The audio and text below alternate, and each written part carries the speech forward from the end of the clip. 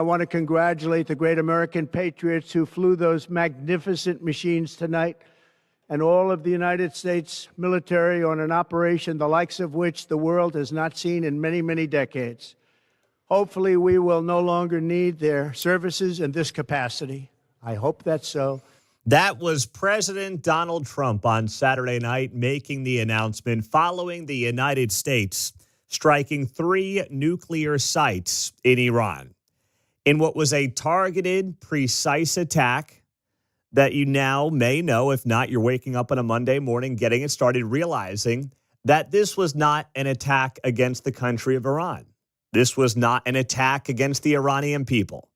In fact, there are military bases outside of these nuclear sites that were also not attacked early on Sunday morning. Instead, what this was a message from the President of the United States, a message that he has been wildly consistent on going back a decade now, that Iran cannot become a nuclear power. He said that since he first came down that escalator back in 2015 in New York City. He's been consistent on this issue. And after Iran was the one who decided that we were going to, flout that 60-day window, we were going to leave the United States flailing in the wind as we sat here trying to negotiate in good faith, the president said enough.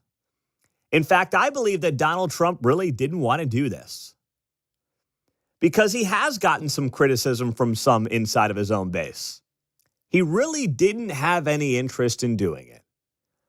But here's the thing. It's like in grade school when you're getting bullied by a shrimp, when you're getting bullied by somebody who you know is a total paper tiger.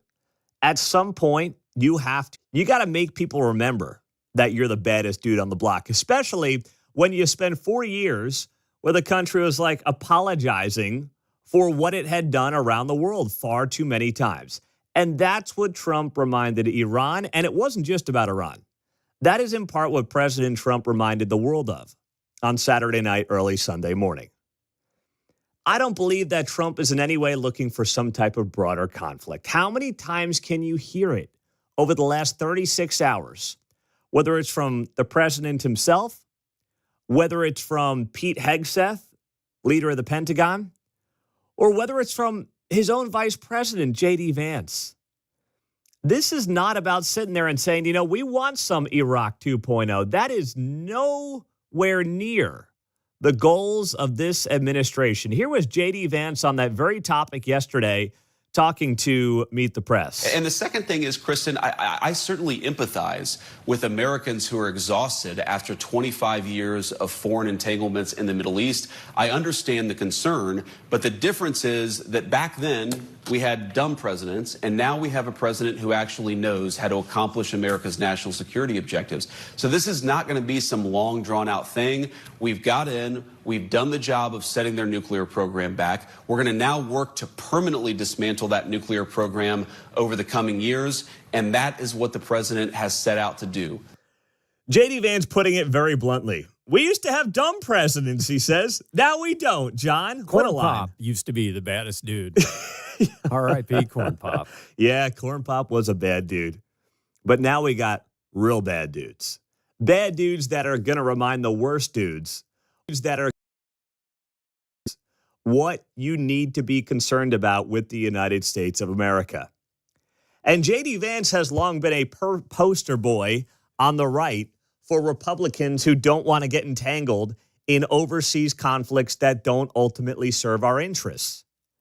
And J.D. Vance is saying it loud and clear. We are not going to get ourselves involved in some type of overseas conflict that is going to drain us of time and resources and add to our national debt tremendously. That's not the intended goal here. And I don't know who else you would need to hear it from.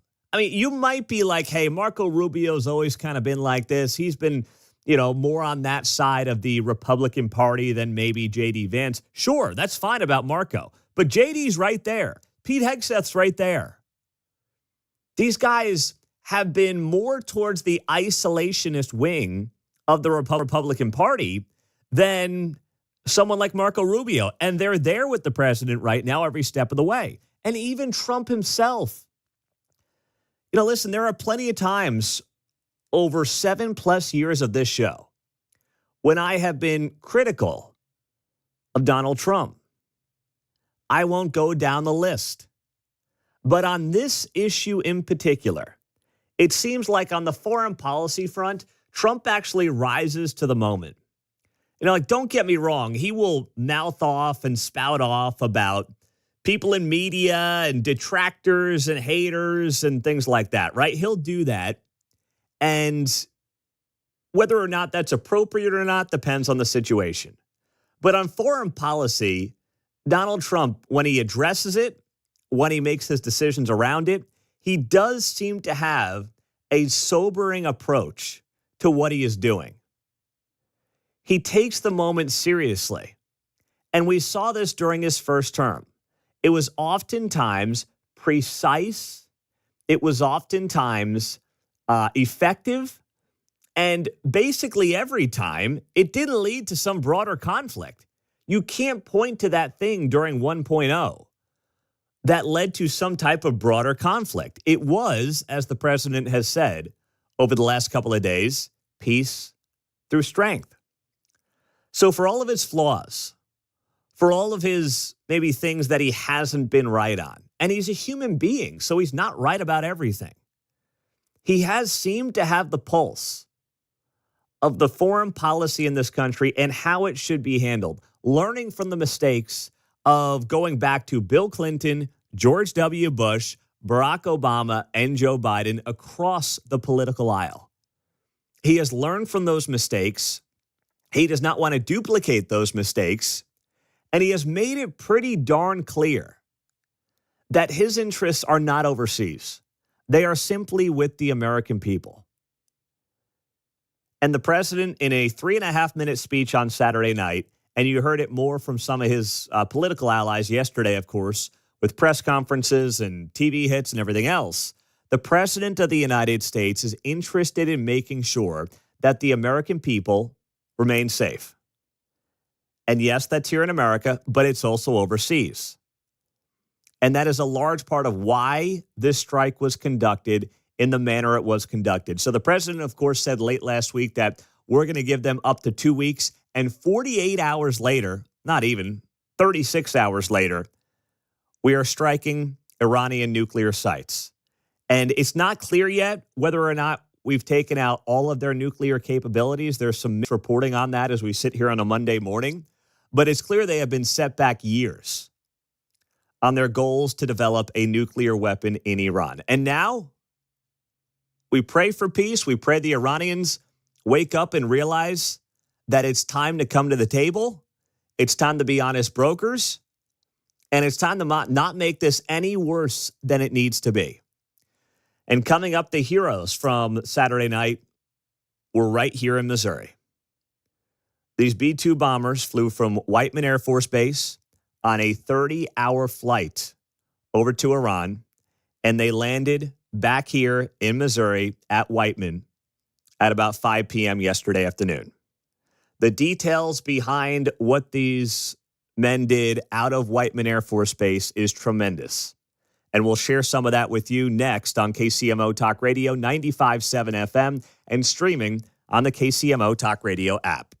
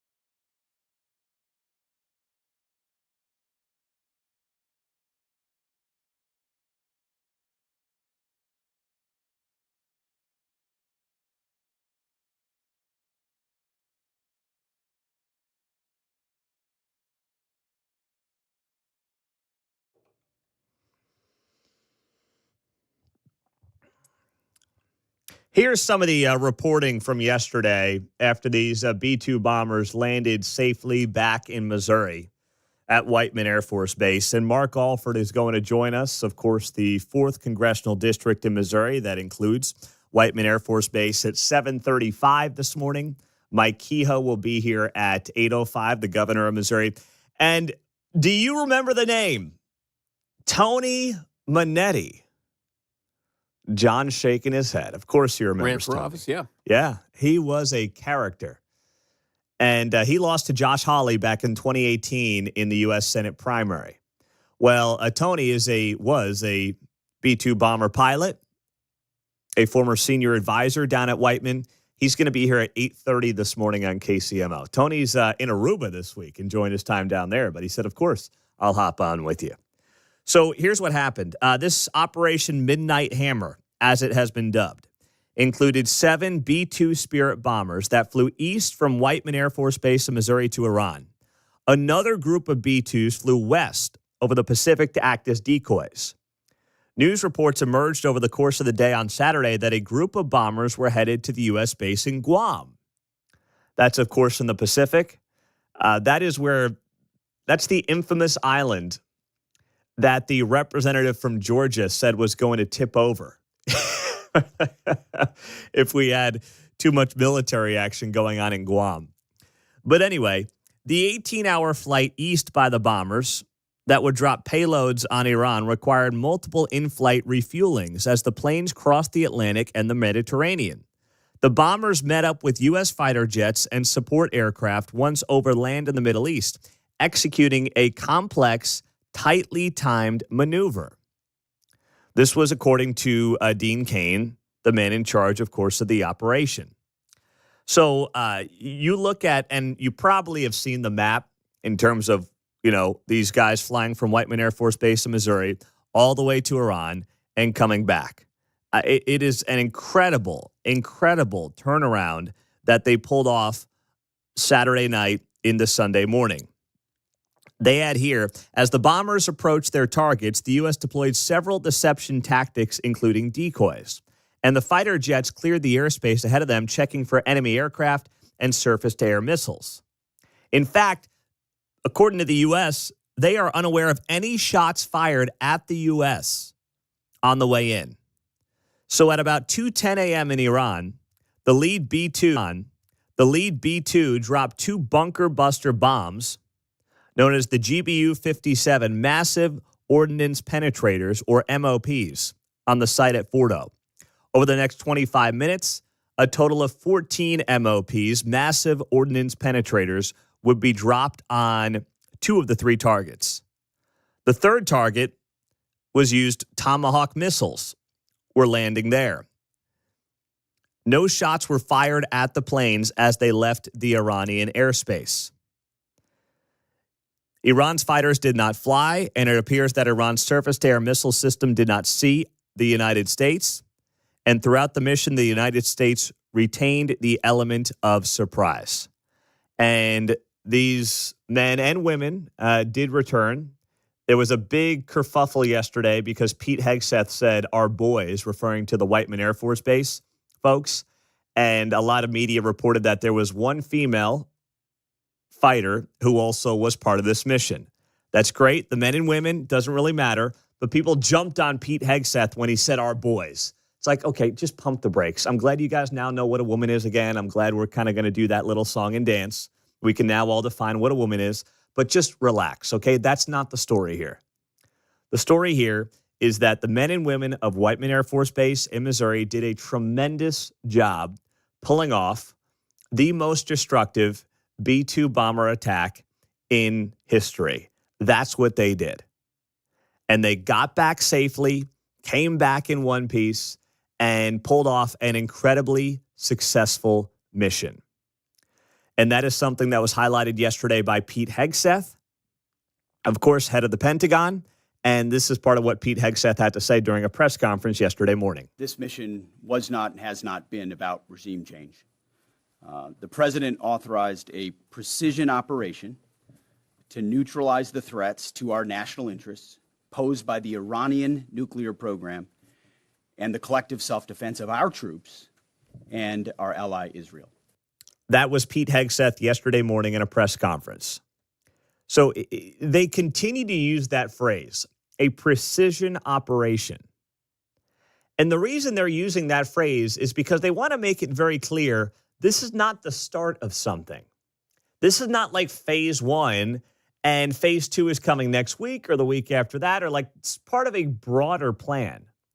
This was simply about making sure that we are protecting American interests. And it was also not about the Iranian people, right? This was not a target against the Iranian people. It was not even a target against the Iranian military bases. That was in no way the intended purpose here. Marco Rubio on Fox Business Network today saying this. If what they want is a secret program buried in the mountain where no one can see it and inspectors can only come when they say they can come, if that's what they want, then they're going to have big problems because this is a dangerous, violent, radical regime. Not the Iranian people. We have no problem. We didn't hit Iranian people last night. We hit nuclear facilities. And if what they want is some secret program that looks nothing like the civil nuclear programs around the world, it looks a lot like you're trying to build a bomb, they're going to continue to have problems, not just with us, but with many other countries in the world. Problems like what? What do you mean? Like the problems they're facing right now. That was Marco Rubio, Fox Business, yesterday morning. So that was the clear message from Trump to Hegseth to Vance to Marco Rubio. Nobody wants anything more than what happened on Saturday night, Sunday morning in Iran. Nobody. No one's interested in doing anything more. It is, yes, in some ways a time suck. But I'll also say this, for some who suggest like, man, we've got a lot of problems here in the U.S. This is not what Trump ran on. No, this is, I believe, in large part what Trump ran on. It is using our military in precise, targeted ways to defend our interests so we don't get tied up in broader overseas conflicts. And then we can, yes, spend most of our time focused on fixing things back here at home. In fact, I think this is largely the Trump doctrine at play, John. Well, absolutely. He ran on it. He's been saying it for 20 years, right? Yeah. It comes with the package. Yep. It's so true. Not sold separately. Yeah, no, not sold separately. No way, no how. A lot of things Trump does offer up, you know, whether it's steaks or colleges or phones that might be sold separately in the package. Many French fries. Yes, that is no way is that what's going on here. Such a cute soundbite. At 6:27, we will hear from you at 913-408-7957, including what appears to be some split amongst the Trump base after the attack on Saturday night. We'll get to that next on KCMO.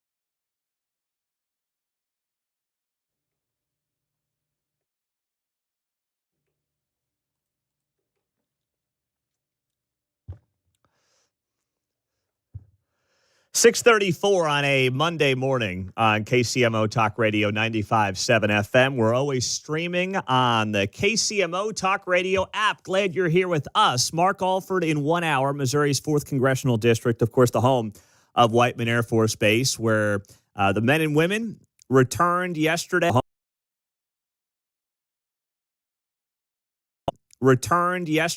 Early evening from their highly successful strike against 3 nuclear plants in Iran.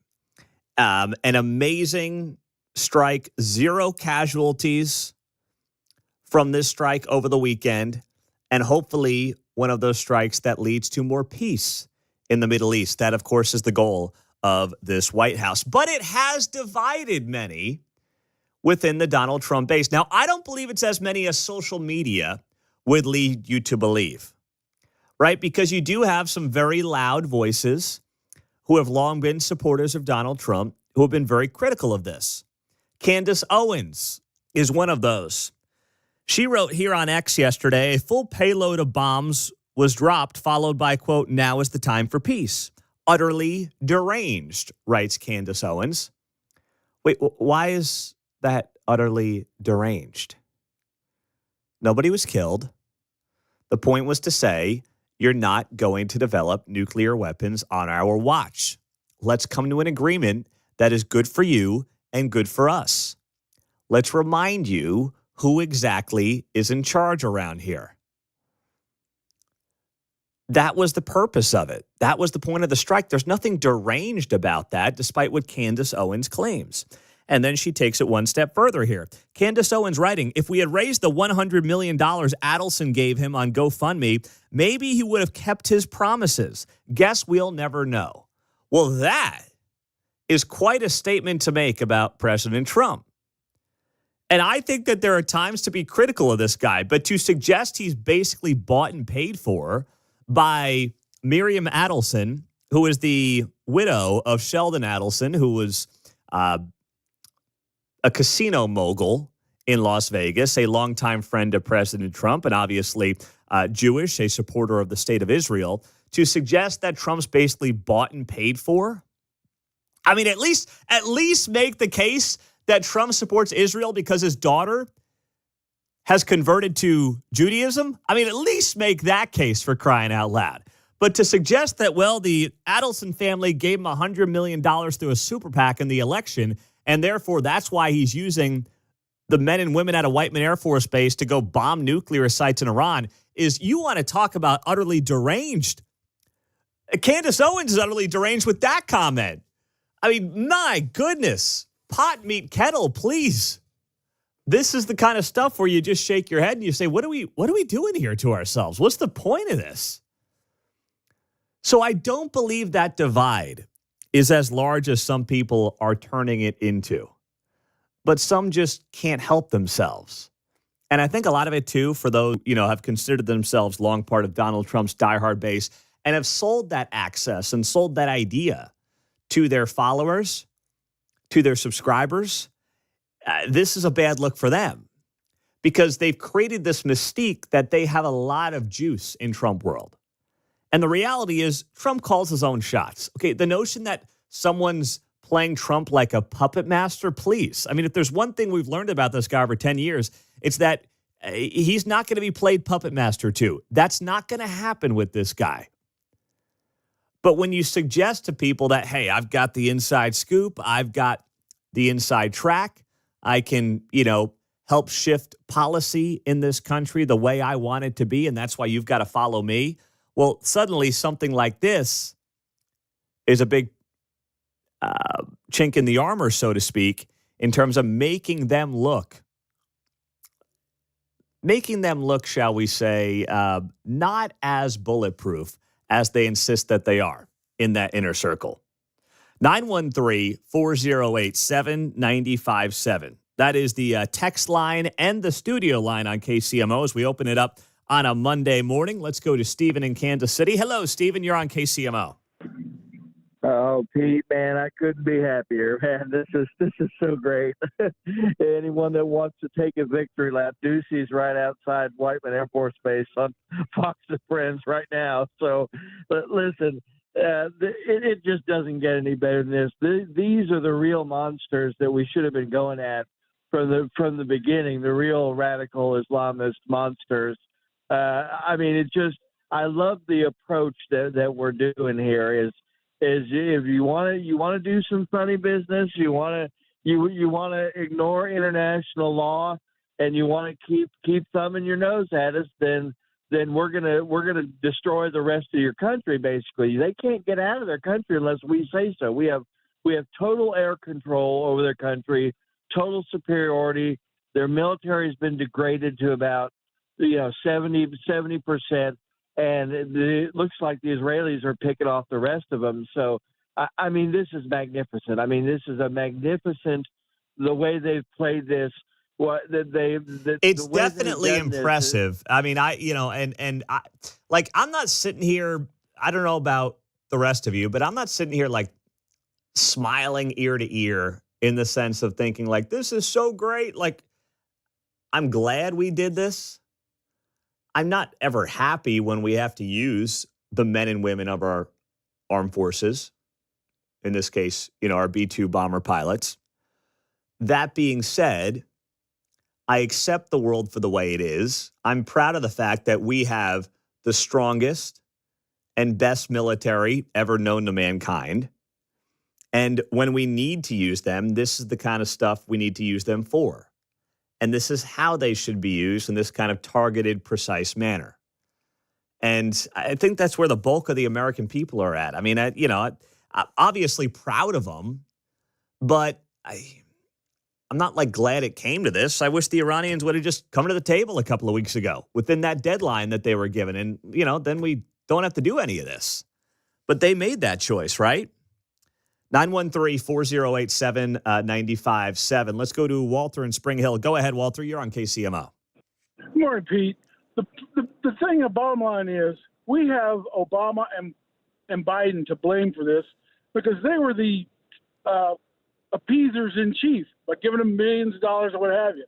And these people that are bitching and moaning about Trump doing this would be the same people complaining if Iran developed a bomb and bombed us, because they'd be saying, well, why didn't he do something when he had a chance? So you can't have it both ways. Well, that's true as well. I mean, here's the thing. There's the isolationist right that is of the belief that nothing that happens on the other side of the world has any impact on us. And that's just disingenuous. It's not that black and white.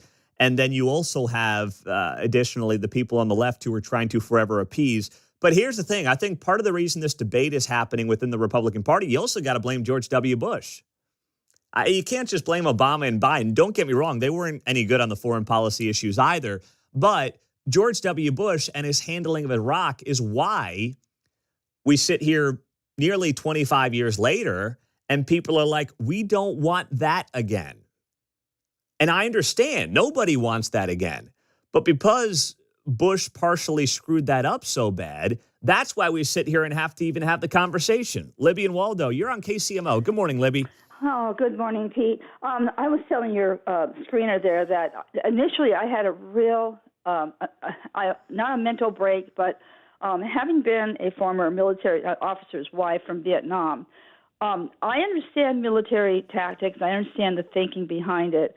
And you can't let your enemy at all have any idea what you're going to do. And we do it but when he said 2 weeks, I guess I took him literally, and yet I knew it could happen. At the same time, I will say I just had a strong reaction to it. Not that I'm against it at all. I just don't want any other fallout from this at all. I'm concerned about that. I really am. But, we're here now. We support him, and we just got to go forward. I'm with you, Liv. I don't think anybody wants anything more. I really don't. And I've heard some fear-mongering around this that would suggest, hey, these Iranians are going to come back, whether it's with sleeper cells they already have in the United States, and attack us. I think that they would do that no matter what. If they had the capabilities, they would do it. I don't think that they were waiting for something like this. But it's something that, of course, should be in the back of all our minds. There's no doubt about it.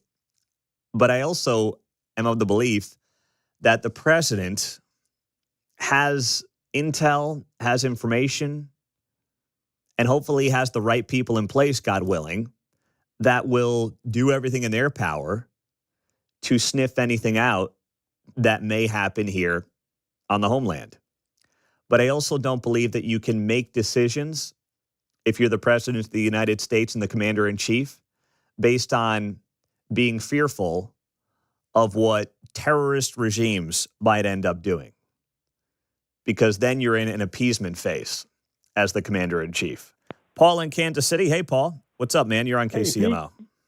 Hey, Pete, I want to go to the political side. Trump has once again boxed the Democrats in because as the Democrats support illegal immigration, MS-13, biological males playing female sports, pro-Hamas, now they've added the Iranians as their support list on the Democratic side. And they're really, when Obama bombed and Hillary Clinton bombed Gaddafi in Libya, Tim Kaine did get up and say, I got to support the War Powers Act. This is outrageous that we bombed Libya. So they're really in a box again. Trump, once again, is him to bid on the political side, I believe. I'm with you there, Paul. Thank you, my man. I appreciate you. Thanks, Mark. That is well said.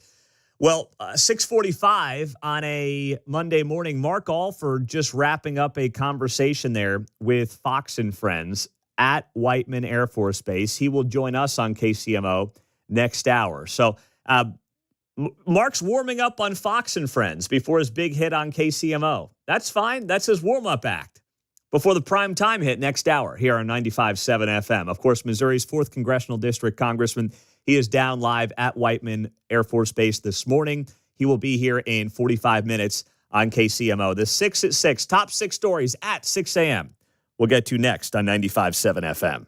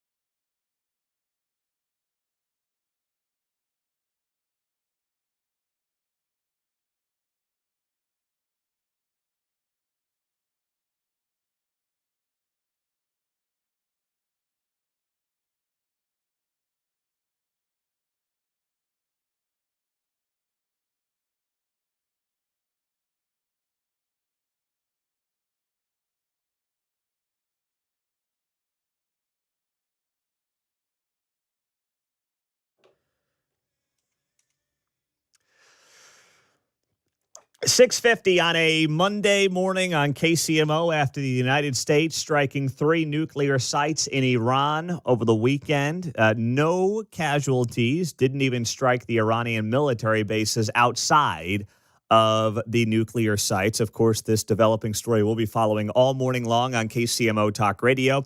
But in the meantime, let's get to it. It's time for the 6 at 6 on 95.7 KCMO Talk Radio.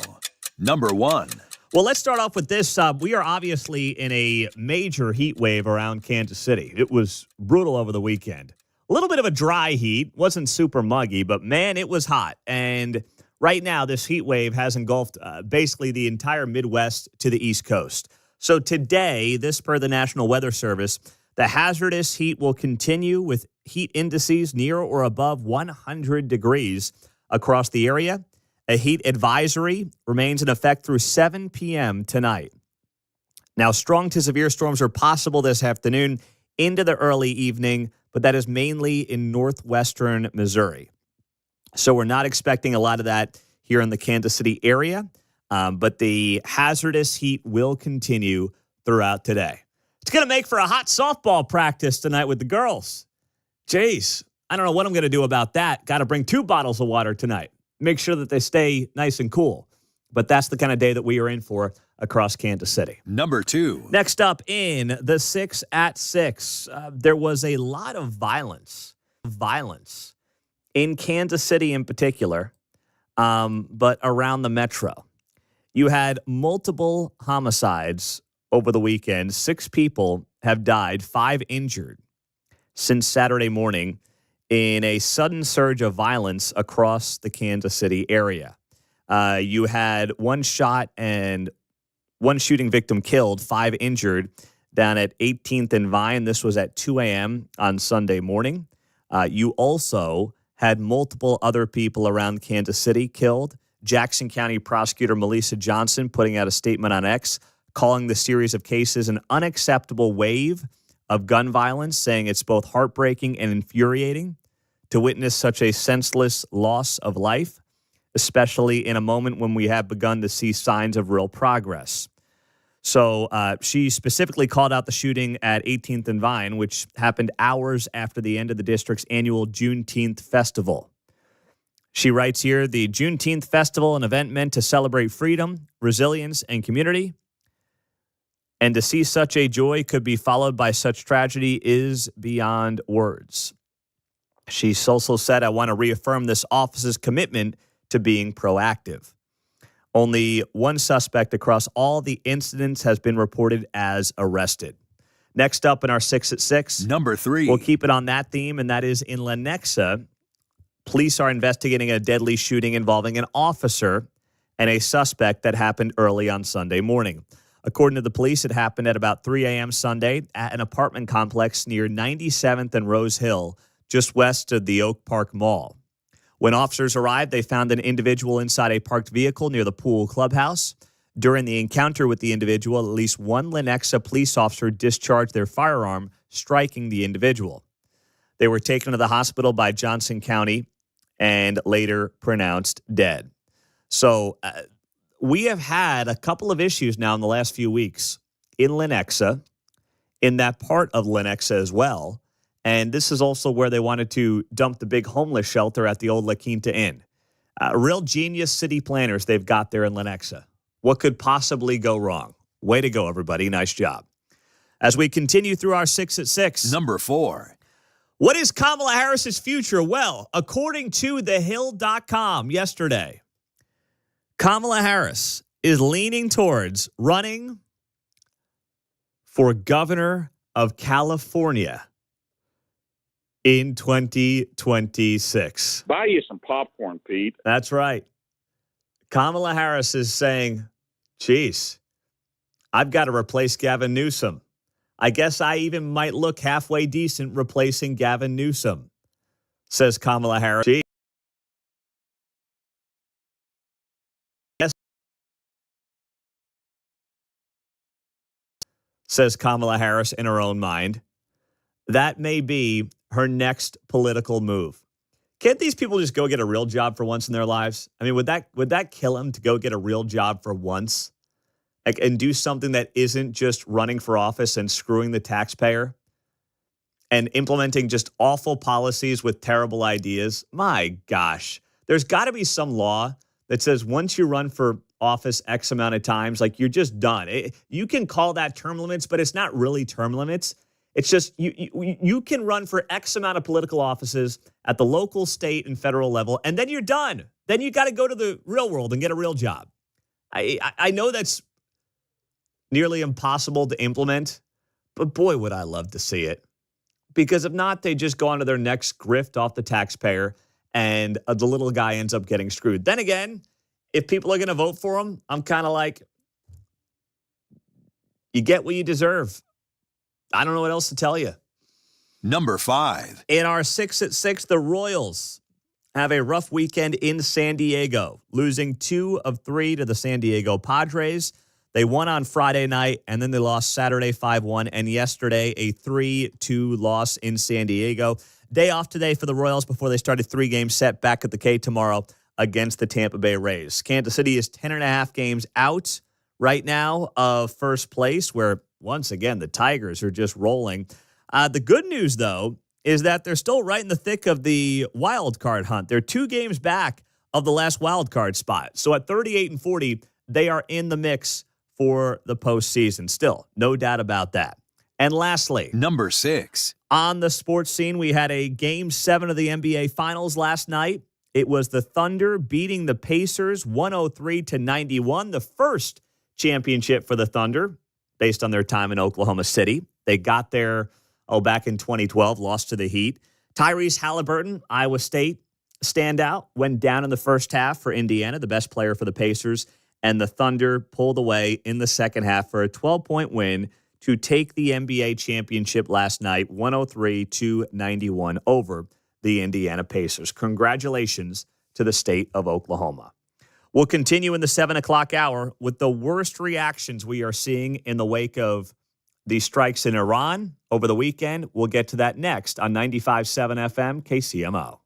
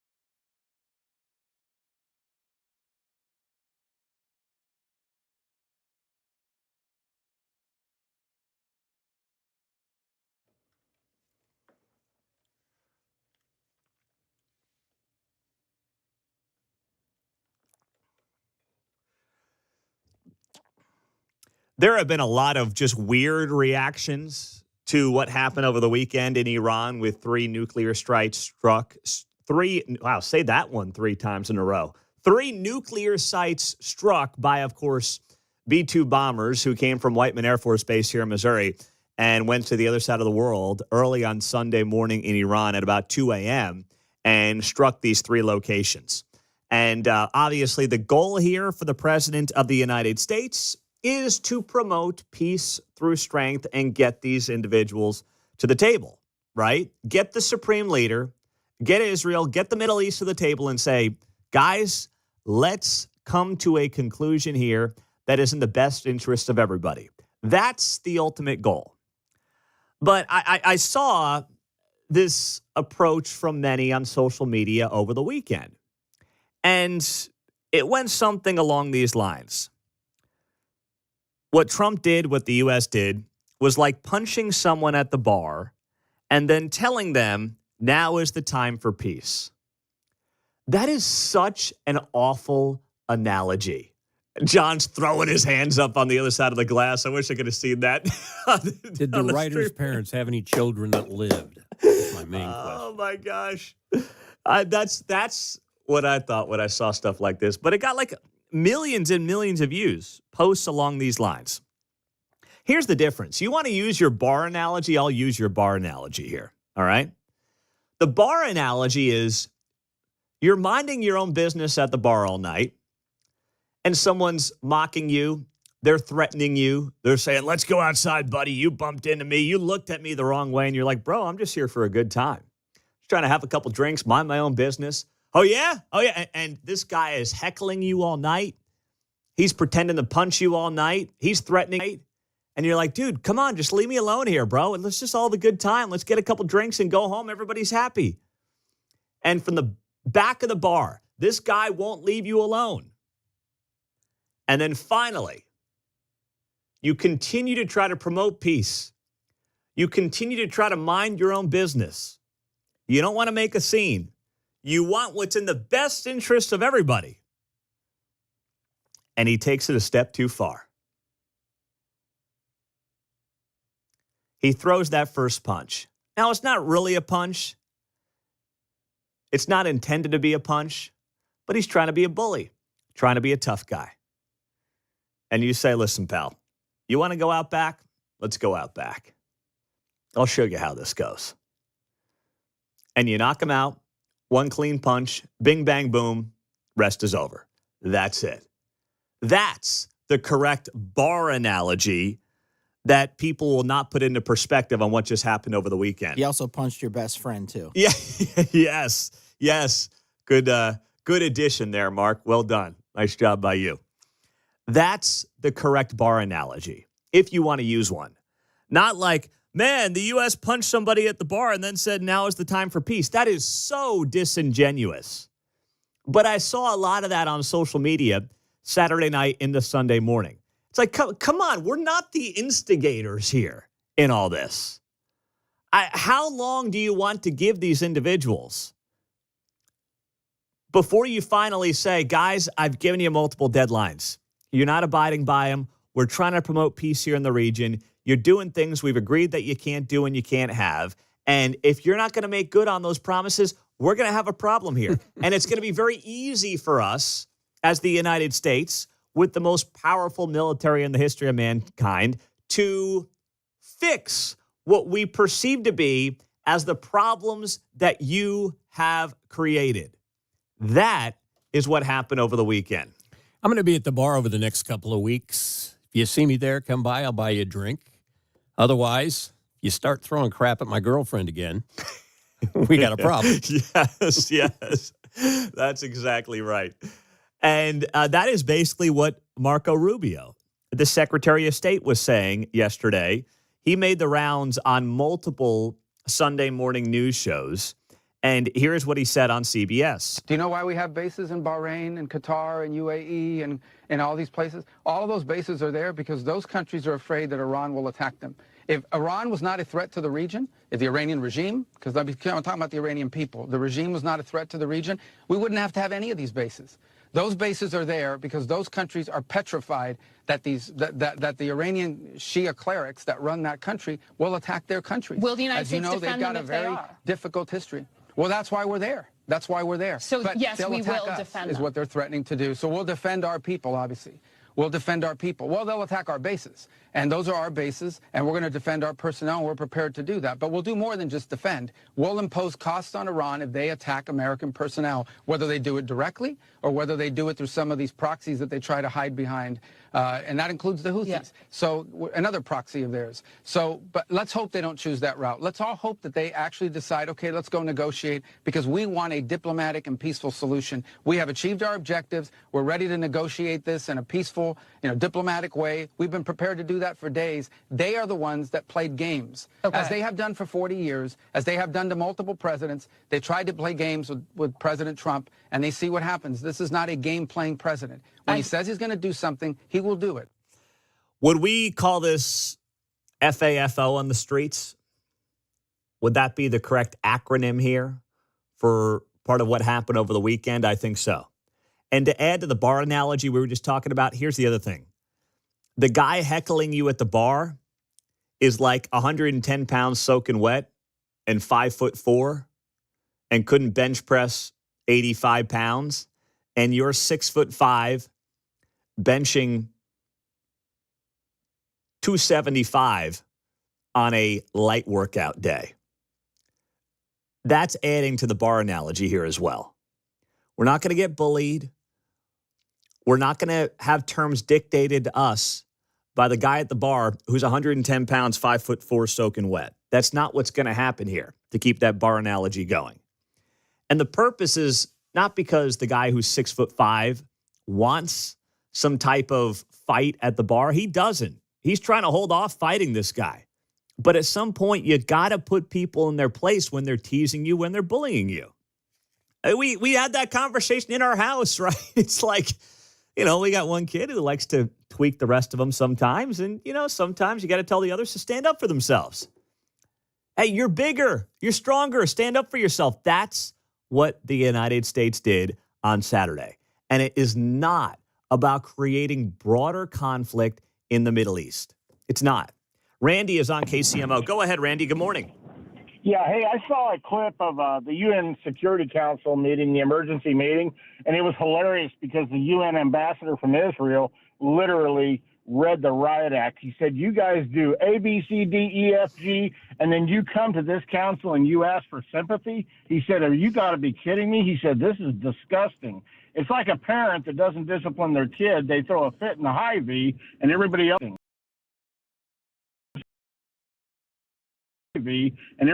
is standing around looking at him and saying, why don't you spank his butt?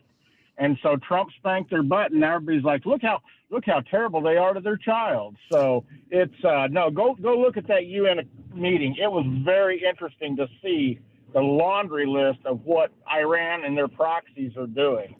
So, are you judging those of us whose kids might have a meltdown in Hy-Vee once in a while? No, I'm not. No, I don't judge anybody. As long as you're spanking your kid, I'm good to go. Or the child leaves with you in a quick manner. So, but no, they're undisciplined children in the world community, and they've sent so many murders after Israel. And Israel's like, you come to this council and ask for sympathy from us because you got bombed after all the stuff you've done. I mean, he put it in a perspective that had to be embarrassing to a lot of countries in that council. Yeah. So that's true. It was good. Thank you, Randy. Yep. I appreciate you, man. 913-408-7957 is how you join us on KCMO Talk Radio.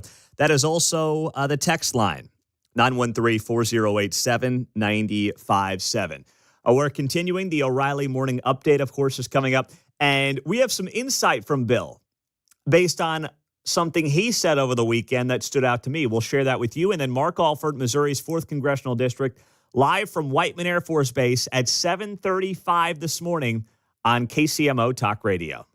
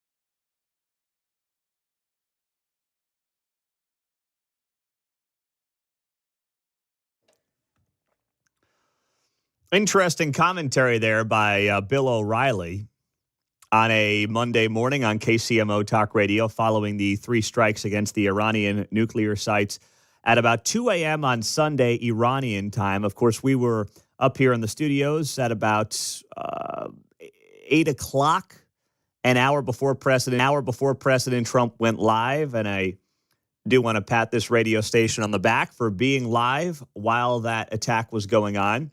Our competitor that dubs themselves the news station of Kansas City was nowhere to be found on Saturday night. They were talking about male enhancement pills or something. I don't know. But they were not talking and they were not covering what was a historic moment in modern American history after these B-2 bombers flew from Whiteman Air Force Base here in Missouri, 37 hours nonstop to hit these nuke sites in Iran. Absolutely incredible. And Mark Alford will be here in 10 minutes live from Whiteman Air Force Base to give us an update from down there. Now, Bill O'Reilly was on News Nation over the weekend, where, of course, he's a contributor now. And Saturday night, talking to Leland Vittert about what was going on and the breaking news that obviously the world was watching. And he pointed out something about the politics of the moment and the absurdity of the politics of the moment from one side of the political aisle. Do you realize that there was a nitwit in Congress named Sean Gaston from Illinois who within minutes called for Trump's impeachment? So did AOC. Well, I don't even think that woman, I think that's a cartoon. That's not really a person, okay? But this Gaston, I mean, you're looking at this person, all right, if you don't believe he should have done it, you wait.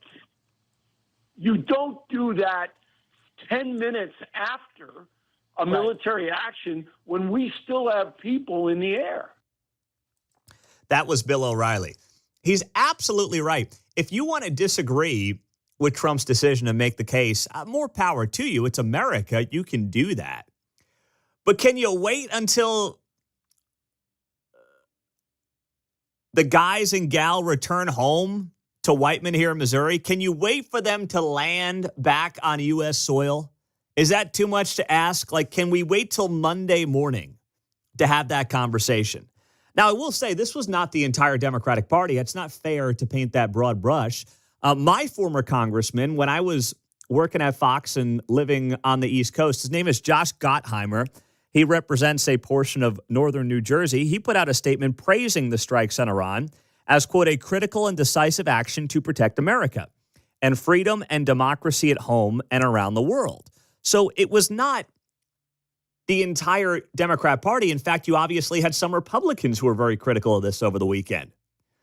You had AOC and Marjorie Taylor Greene on the same page. What do you make of that? Besides the IQ not being very high when you combine the two.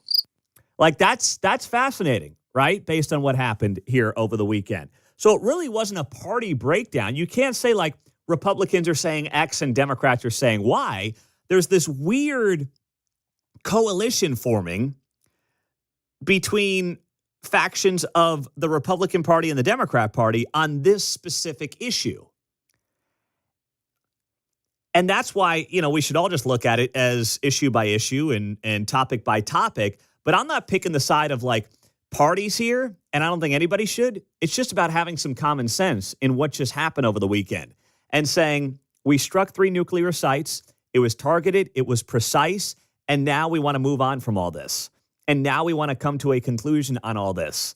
And now we want to get around to the table here, which is what Trump was doing for 60 days while they basically kicked the can down the road and didn't think he was going to do anything about it. I saw this from a Democrat strategist. His name is Dan Turrentine. He wrote on X over the weekend, "It was too depressing to write this last night after we got off the air, so I went to bed. But it needs to be said by more Democrats. This was not an impeachable offense, and Trump did not need congressional approval for one precision attack under the circumstances, just as Obama did not when striking bin Laden. Why can't our party just say it's great we achieved the objective and destroyed Iran's nuclear sites? God bless the soldiers who carried this out and made it home safely. God bless our country, military, allies, and we look forward to a full intel briefing. If one must then assert congressional authority at the moment, add that any escalation will require congressional approval. And if you must, express concern for where this may go and what might come next. But for so many in my party to knee-jerk with unhinged calls for impeachment and sadly omit in their statement support for Iran not having nuclear weapons, which has been a principle of our party for 40 years, is truly TDS, Trump derangement syndrome.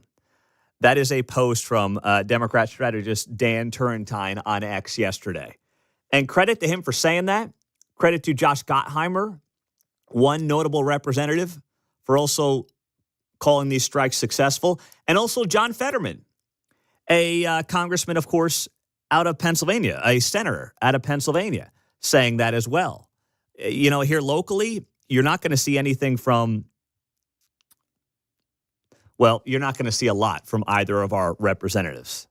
Sharice Davids saying here, let me be clear, President Trump's unilateral decision to launch military action against Iran without constitutionally mandated congressional approval puts American troops and global stability at risk and threatens another endless war. So that was Sharice Davids.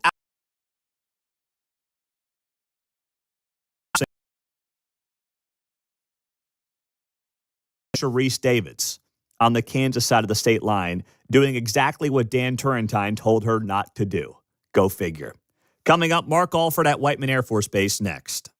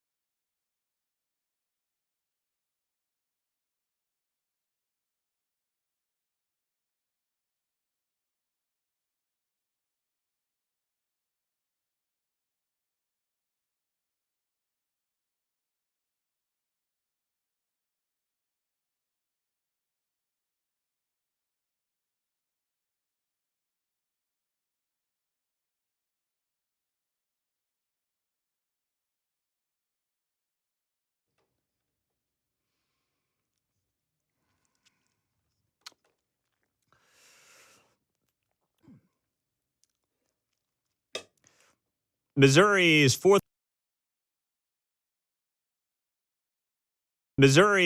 congressional district Congressman Mark Alford is here on KCMO Talk Radio. He is live down at Whiteman Air Force Base, where the B-2 bombers returned early yesterday evening after the 3 nuclear strikes on Iran early on Sunday morning Iranian time. Of course, this was Saturday night our time.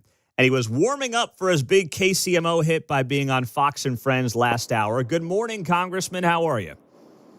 I'm very well. Thank you, Pete. Just a point of clarification. When you said nuclear strikes, we struck their nuclear capabilities using conventional weapons, 30,000-pound bombs that were dropped from 7 different B-2 stealth bombers all out of Whiteman Air Force Base. You're right, and thank you for that correction. That was a poor job on my part on the introduction. So thank you for that, Congressman. No, I genuinely do appreciate that because you're right. I mean, there's a lot of obviously different opinions and information that is out there right now. So you've obviously spoken to the folks down there at Whiteman Air Force Base. What are they saying to you? What is their mindset this morning after this mission was completed when they landed last night? Well, as you can imagine, they are very proud of the job that not just the pilots did, and there were 2 per plane, so 14 pilots in all, one of them a female pilot, but the maintainers who constantly maintain and help train for these missions. The air traffic controllers, this is a team effort, and to get 7 stealth bombers halfway around the world to fly 36-hour missions and then come home. I was talking about how was the landing yesterday because the winds were gusting 25, 28 miles an hour, and it was a little tricky landing. They came in and made a pass around all 7 of them at one time in a line formation and did a swoop around Whiteman Air Force Base, and everyone came out of the buildings and was waving and cheering and clapping. This is a definite feather in the cap for the B-2 stealth program that's been in existence now since 1993 at Whiteman Air Force Base, and we are soon to get the B-21 Stealth Raider, which will replace the B-2 Stealth Spirit. That's amazing. So what about how this went down? There's been a lot of reporting on the decoys that were sent to Guam. Of course, then from Whiteman, they end up flying east, and they end up pulling off these successful strikes on the nuclear sites in Iran. What insight can you share on how this plan came together over the last couple of days? Well, I think that was a great head fake, as they might talk about in basketball terms from the Department of Defense. Look, this has been in the works for years, but no one until Donald J. Trump has had the fortitude to carry this out. He gave the Ayatollah ample warning, time to negotiate, time to come to the table, 60 days. The Ayatollah went into hiding, refused to negotiate, and Donald Trump said, hey, we've had enough. We're going to decapitate your nuclear snake that you've been building underground for all these years before you're able to fire it on Israel, before you're able to put it on the intercontinental ballistic missile and hit the heart of America with that eventually. And that's where they were headed, Pete. Make no mistake about it. This has been going on since I was a kid. For 43 years, Iran has been a thorn in the side of normalcy in America. The Iranian hostage crisis, which came about in the 80s. We have the capability to strike. We did. We will again if needed. Mark Alford, Missouri's 4th Congressional District Congressman, of course, home of Whiteman Air Force Base here on KCMO Talk Radio. So just remind us the importance of that base to the area and regional economy. I know it's been a thing that you have been very passionate about since you started running for office, going on 4 years now. So take us through the importance on that front and obviously the pride that they bring back here to Missouri as well in the wake of what happened on Saturday. Well, first and foremost, I've got to start with my predecessor's predecessor. His name was Ike Skelton. He was a Democrat, conservative Democrat, good, great American, who was also the chairman of the Armed Services Committee. And he was instrumental, basically, in getting the B-2 stealth program to Whiteman Air Force Base. After that, Vicky Hartzler, of course, took over the role as Congresswoman for this 4th Congressional District, and now I have the seat. But it is a jewel in the Department of Defense crown, basically, of what we're able to do. Nowhere else in the world are the B-2 stationed. They took their first flight in 1989. They came to Whiteman Air Force Base in 1993. Originally, we were to build 100 of the B-2 stealth bombers, but because the Cold War ended and the Berlin Wall fell, the United States felt like we did not need to invest the money to build all 100. We ended up with 21. There are 19 or so left now. They're at Whiteman Air Force Base, and they remain lethal, capable, and ready until we replace them with an even stealthier, advanced stealth bomber called the B-21 Raider. These jets that are flying in and out of Whiteman right now cost American taxpayers in 1989 $2.1 billion. The B-21 Raider that we're now building in California are about $700 million. And again, we're going to build 100 of these, possibly 147. But it's going to be a great deterrent against communist China, against Vladimir Putin, and of course the mullahs in Iran who continue to spread their terrorism around the world. What made these B-2s the choice for this attack on Sunday morning in Iran? Because they are the only aircraft capable of carrying a 15-ton bomb. 2 of them. You've got to have, we have the B-21, the B-52 bomber, right? And it's, 60, 70-year-old technology. They fly at a much higher altitude. They are nuclear capable. The B-2 is both nuclear capable and conventional capable. You can fit either one into this platform. The nuclear bomb is actually, the non-nuclear components are made there at the National Security Campus in South Kansas City, fitted together later with a nuclear component, and then put on the B-2. But the B-2 stealth bomber is really the only platform that can carry this bunker-busting bomb. They do it effectively. It works. It worked in practice years ago. They have been training for this mission. It was successful. And the 36-hour trip, so that's 18 hours there, complete the mission, and basically 18 hours back. And there's no rest. They're getting refueled in midair by fighter jets, right? That's what this looked like over a 36-hour period of time. Yeah, they're being refueled by tankers, basically, a gas station in the sky. You can see in the video where the hose comes out the bottom, and then it connects to the front of the fighter jet or the bomber. That's exactly what happens, but imagine the coordination to have all these tankers in place, standing by, meeting up with the bombers as they traverse half of the world. It's quite an accomplishment. I want to tell you one little funny story, though, Pete. When I first got into office 2.5 years ago, one of the first places I wanted to go was to Whiteman Air Force Base and look inside the B-2 stealth bomber. It's very classified, very top secret. But I got to do that as the congressman because of my clearance. I get up there, and this is a $2.1 billion aircraft, and there is a little air freshener, the Christmas tree air freshener hanging there in front of the air conditioning vent inside the cockpit. And I asked the pilot, you've got a $2 billion plane here and a $2 air freshener from a car wash hanging here. Why is that? And he said, sir, when you do a 36-hour sortie, it gets quite stinky up here with 2 people. His word, that's well done. Last thing, Congressman, Mark Alford is here on KCMO. To those who are suggesting that this action over the weekend, this precision strike over the weekend, is going to lead to further conflict, is potentially putting Americans at risk in some type of response from Iran, how would you respond to that?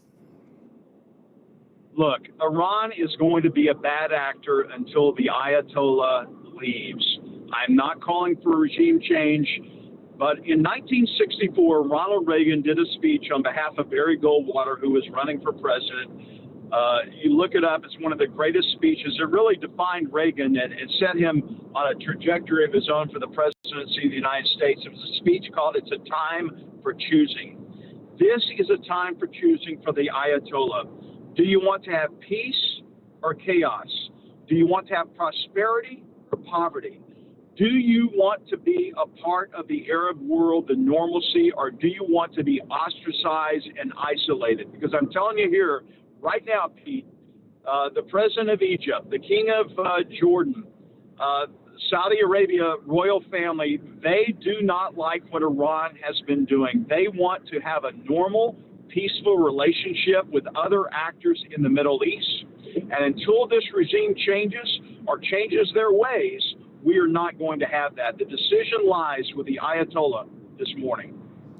Mark Alford, Missouri's 4th Congressional District. Of course, his district is the home of Whiteman Air Force Base, where these B-2 bombers pulled off a highly successful precision attack over the weekend against the Iranian nuclear sites. Congressman, thank you for your time. It was great to see you, of course, live there at Whiteman last hour on Fox and Friends, and we will talk to you soon. Appreciate it.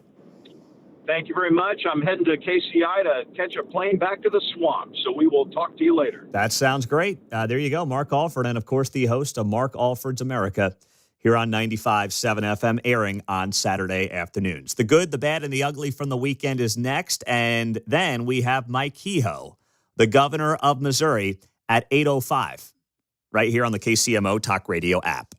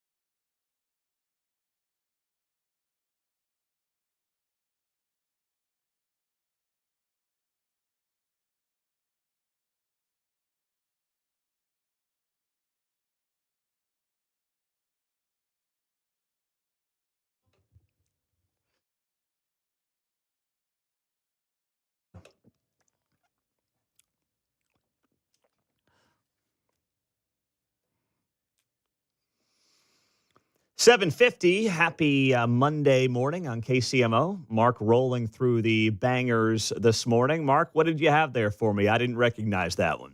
Chris Jansen, This Flag. It's Okay. one of his latest songs. He's from Missouri. Actually. Oh, is he? All right. Well, good job there on that front. Here we go on a Monday. Let's do it. It's time for the good, the bad, and the ugly on KCMO Talk Radio. Now on 95.7 FM. Well, the good from my weekend. Pulled the trigger. Well, maybe that's the wrong expression to use based on what happened over the weekend. But went ahead. We talked about it at the end of the show on Friday with Keatsman.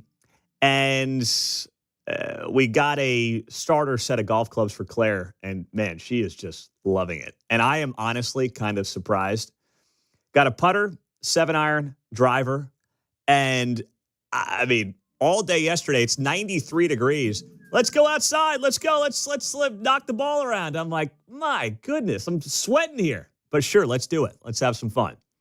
And I put up a little video of this on my Instagram stories at Pete Mundo. You can see it there if you want to see it. I let her use a real ball in the backyard because I figure, hey, I mean, how much damage can she do? First time swinging a golf club, right? Tees up a driver in the backyard. And, I mean, she knocked this thing. I mean, line drive. It hit our swing set, bounced 100 feet in the air, and starts like rolling down 3 neighbors' backyards. And I'm like, what are we doing here? Probably got to go back to the plastic balls now. Got to watch out for those windows. Yeah, well, that's the other thing. I didn't think she could get that kind of height on it for someone who is 6 years old and swinging a driver for the first time. But she did. And we had a lot of fun on that front. So it's those kind of moments that as a parent are just so much fun to watch. And I don't know, what she's going to do with it, what we're going to do with it, but she's having a blast. And that was by far the highlight of my weekend.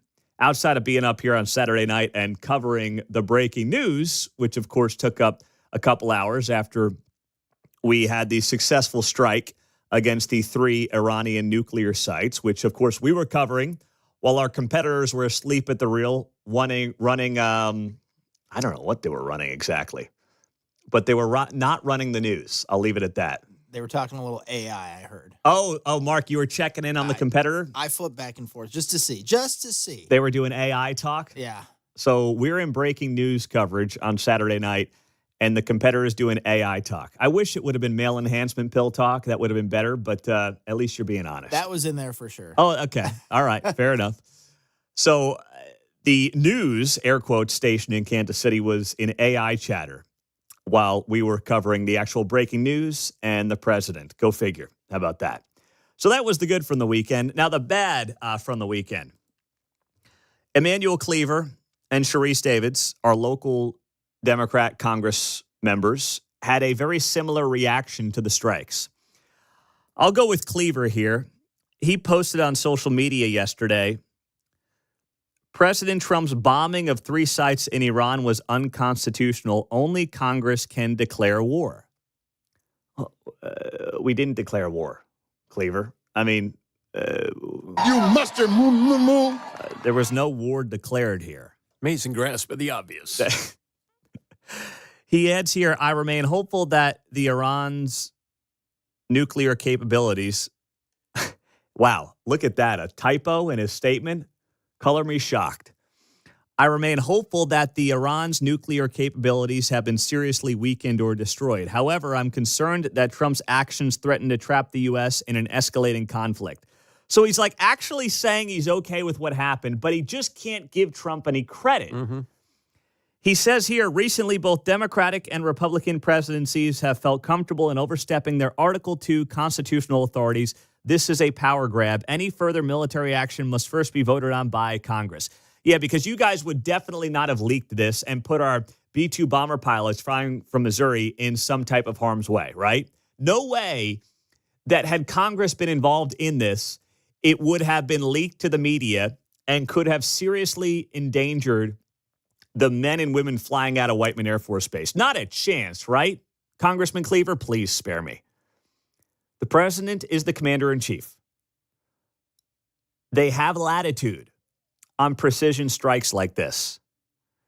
And let's not forget, in 2016 alone, Barack Obama dropped over 26,000 bombs in 7 countries. 12,000 in Syria, 12,000 in Iraq, 1,300 in Afghanistan, 500 in Libya. Where was Congressman Cleaver then? There are roles that the president has, and being commander-in-chief and making unilateral calls like this is one of them. We're not going into a broader war. I think deep down Emmanuel Cleaver knows that, but he just can't give Trump an ounce of credit for anything, John. Well, at least his statement had enough words to have a typo, right? Sharice Davis just said what he said. Yeah. That's her release. Me too. Me too. Oh, boy. And the ugly from the weekend was the violence here around Kansas City. I mean, for all the people upset over what happened in Iran, we had more people die in Kansas City. Meanwhile, back in Cleaver's district over the weekend. Yes. More people got killed in Cleaver's city over the weekend than got killed in the Iranian strikes on their nuclear operations. No one got killed. As far as we know, based on all reports, no civilians, no military people even that we know of right now were killed in the strikes in Iran. Meantime, back here at home, we had 5 people die in KCMO over the weekend from homicides. So it's nice to know that Cleaver's got the pulse of what's going on in his own backyard. I say that very much tongue-in-cheek. So from Saturday night into Sunday morning, Kansas City Police Department and Lenexa Police Department were called to 5 separate scenes. This became a total of 6 deadly events. But once again, 5 of these homicides were in Kansas City and 1 in Lenexa, which was an officer-involved shooting that is now under investigation. So it was a very violent weekend in and around Kansas City.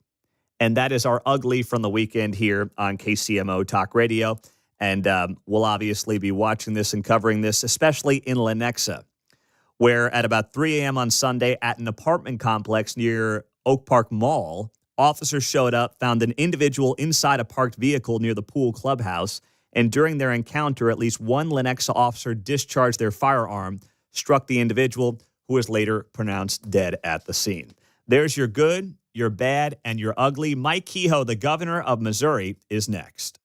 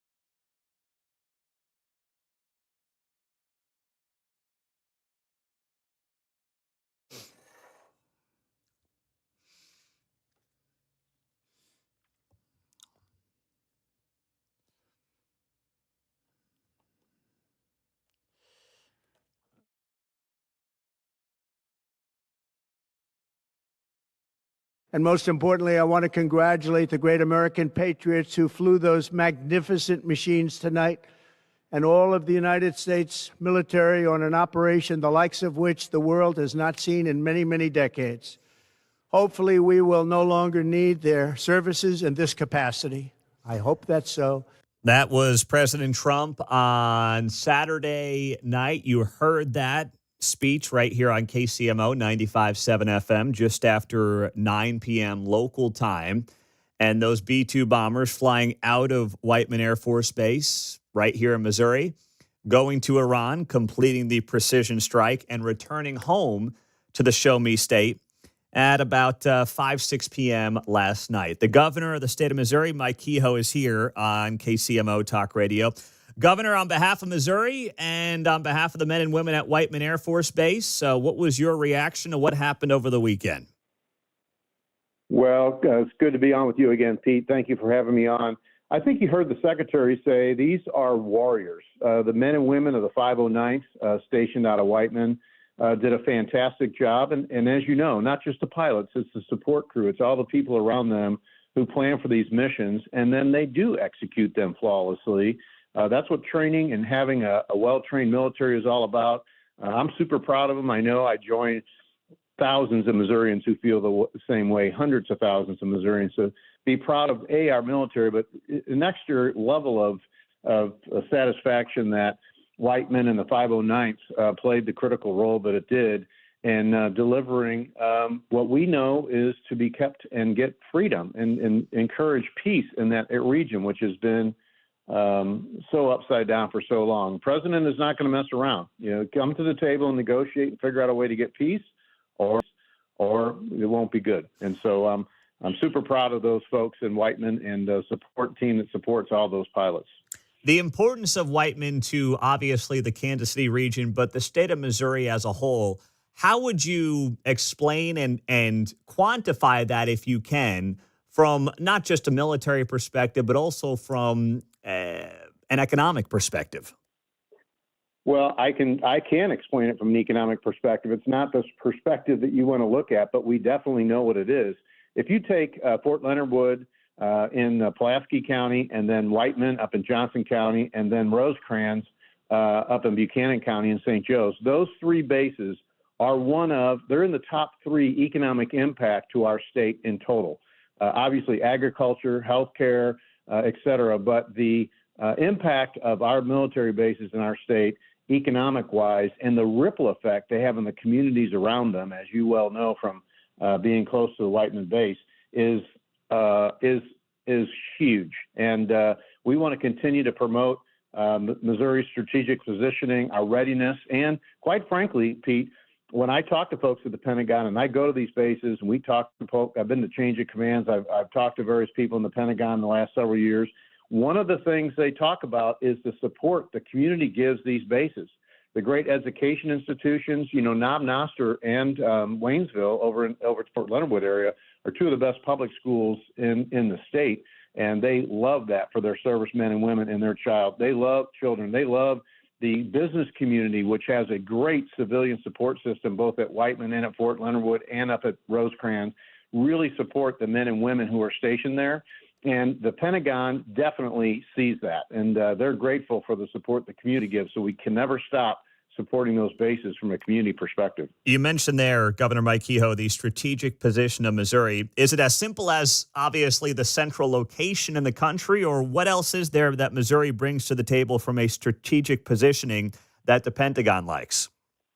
Well, it's our global strategic position that for Whiteman specifically, because those aircraft, as you just saw, can get anywhere. They can go to the east, they can go to the west, north, south, and that positioning was intended for that very purpose, so that their missions, when they have those to fly, they can go from wherever they need to go to globally to protect this country, and more importantly, to protect our allies, such as Israel, when there's a problem. And so that's a critical piece of what Whiteman and its location is all about. Governor Mike Kehoe is on KCMO. Now, of course, Governor, we are heading towards the end of June. I know that you are well aware of this deadline that I would say our two sports franchises here in Kansas City have put on themselves for the end of June. We know that's when the Kansas Star Bond offer ends. You guys there in the state capitol in the last couple of weeks got done your deal for the two sports franchises as well. We've talked about that. But what do you believe to be the case right now with the Chiefs and the Royals and that deadline that is technically 1 week from today? Well, I've talked to the ownership and management group of both organizations.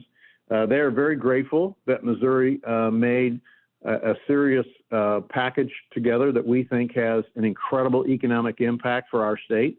And I know they're trying to put the rest of the pieces of the puzzle together with the local municipalities that might be affected in some of these areas. And I know that they're taking our offer very seriously. And I can tell you that, and they've said this publicly on social media and other places, they're very appreciative of the state of Missouri taking the initial step to say, these are Missouri teams, they need to stay here. And as I've said on this show 100 times, Pete, it has to be a good return on investment for Missourians. And so this offer that we put forward to them not only is a great offer for the team to consider, again, with a local effort has to be part of that, but the return on investment to this offer is significant. Any business person who looked at this deal would say, Missouri's going to come out pretty good should these teams stay. Obviously, if they leave, we have nothing. We have a sports complex we won't know what to do with. So it's important that we put the best foot forward. Is it a correct analysis of this deal to say that the state of Missouri is backing the bonds that are going to be offered here on either stadium upgrades or a new stadium? It would be correct to say that we are allowing the franchises to retain a portion of the sales tax they normally submit to us for the bonding payments.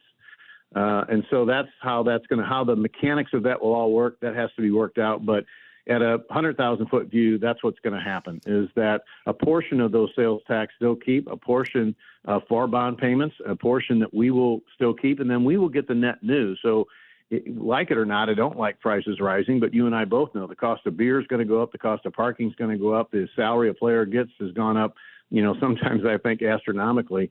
But as all those items go up, Missouri keeps the net new, and again, on the sales tax side. And again, if they move to another state, there's nothing. So you do believe that Missouri backing the bonds gives you a leg up over the Star bonds in Kansas that are not backed by the state? Well, I'm not going to get into the financial weeds on this, but I think our offer is much more stable for the teams than maybe what the Kansas piece with Star bonds is on the table. Do you think that the local element that you alluded to earlier, and I think they feel good about those conversations, but I'll let them kind of discuss on how those are going. I know many of the local municipalities that will have to be involved were kind of waiting, if you will, to see if the state was going to do something. And it was the chicken and the egg. We were kind of waiting for them to do something. We decided we needed to show some leadership, prove to the teams and the municipalities, hey, the state of Missouri is in to keep these two businesses, as I've said many times on this show, and the tax revenue and the ripple effect revenue for taxes and jobs they bring to our state.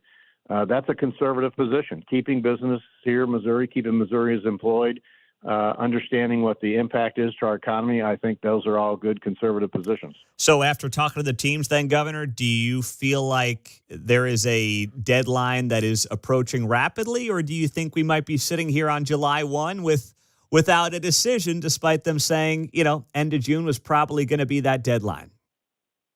Well, I think in the next couple of weeks, you'll probably hear more. As you mentioned, the June 30 deadline has been something that's been widely talked about. Whether there's a firm commitment on what happens by that time, I'm not sure. But my guess is the franchises will be communicating with the public in the next couple of weeks about what their future and their options look like. And I certainly hope that Missourians will support that as it moves forward. It's again, important economic business to keep in the state of Missouri so that we can continue to provide the jobs, the thousands and thousands of jobs they provide, and the impact to our state's economy. Well, we always appreciate your time, Governor. Thank you for joining us here on a busy Monday morning. And we'll be watching, obviously, to see what happens on that front. Thank you so much for the time.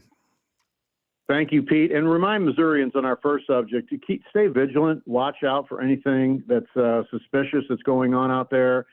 make sure that they're reporting. There's plenty of places online. They can even download an app that allows them to download the Missouri Safe Nation app that will allow them to report anything they see that's suspicious. We want to make sure we protect our law enforcement, our communities, and members of the military as we go forward in these very uncertain times. So I love people to kind of keep an eye out for things and look on our social media sites, and they can find all the information they need to find. I did see that on your social media page, so we'll share that as well. The Safe Nation app is what you can download. Thank you, Governor. We appreciate it. Thank you, buddy. There you go. Mike Kehoe, always appreciate him coming on KCMO Talk Radio. Yeah, if you see something, say something, report suspicious activity 24/7, downloading the Safe Nation mobile app. 913-408-7957. That is how you join us. At 8:35, Tony Monetti. You may remember his name. He ran for Senate back in 2018 against Josh Hawley. He's a former B-2 bomber pilot, ran for Senate here, was a senior advisor at Whiteman. He will be here in 15 minutes, and it will be a great conversation with him on 95.7 FM and streaming all morning long on the KCMO Talk Radio app.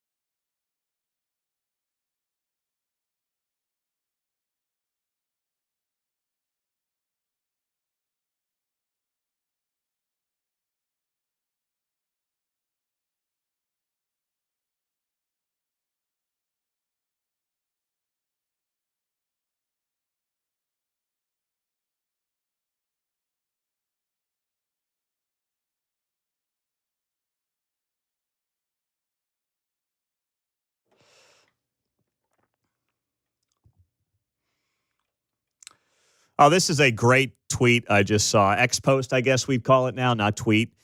If Trump cured cancer, there would be Democrats tweeting about oncology nurses losing their jobs. That is just so true. And this strike over the weekend is just a classic example of people being incapable of saying, give the guys some credit. Strikes are done. We have concerns as to what may happen next. You heard Governor Mike Kehoe saying, be vigilant.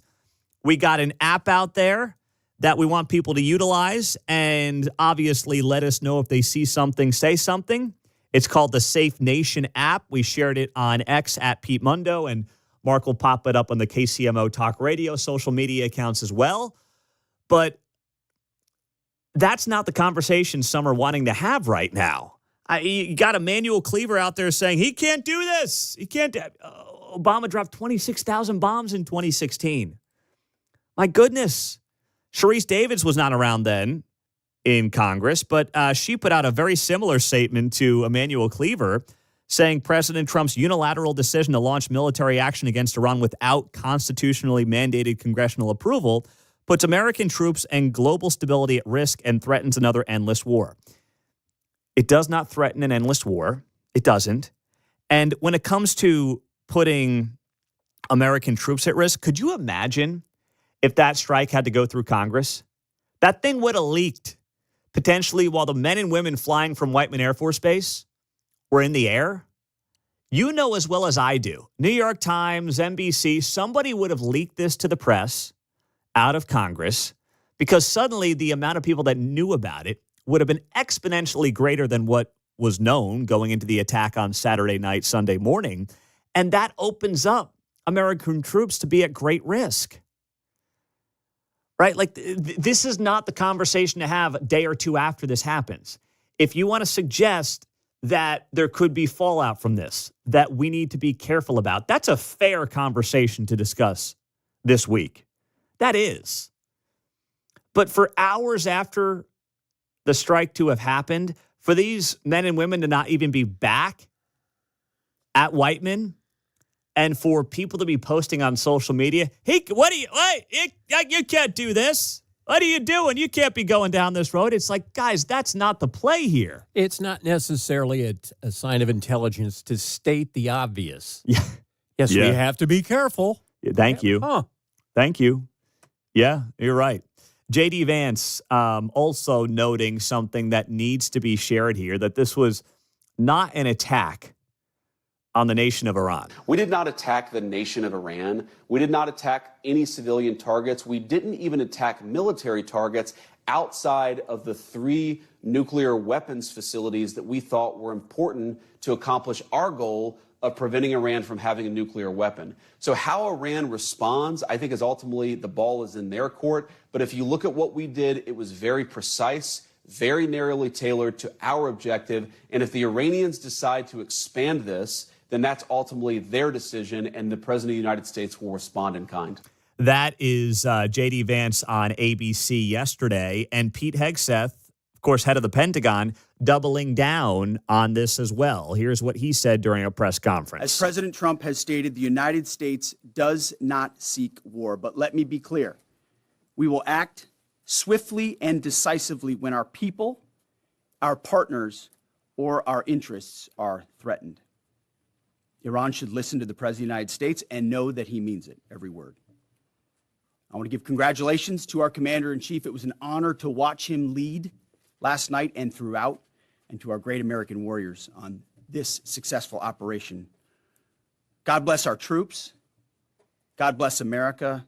And we give glory to God for his providence and continue to ask for his protection. That was Pete Hegseth yesterday morning during a press conference that began at about 7 o'clock Central Time from the Pentagon. So you are hearing from the president, from the vice president, from Pete Hegseth there, of course, that we do not anticipate and we are not interested in any type of larger scale war. You heard this first thing from the president on Saturday night. I don't know how many more ways it can be shared, right?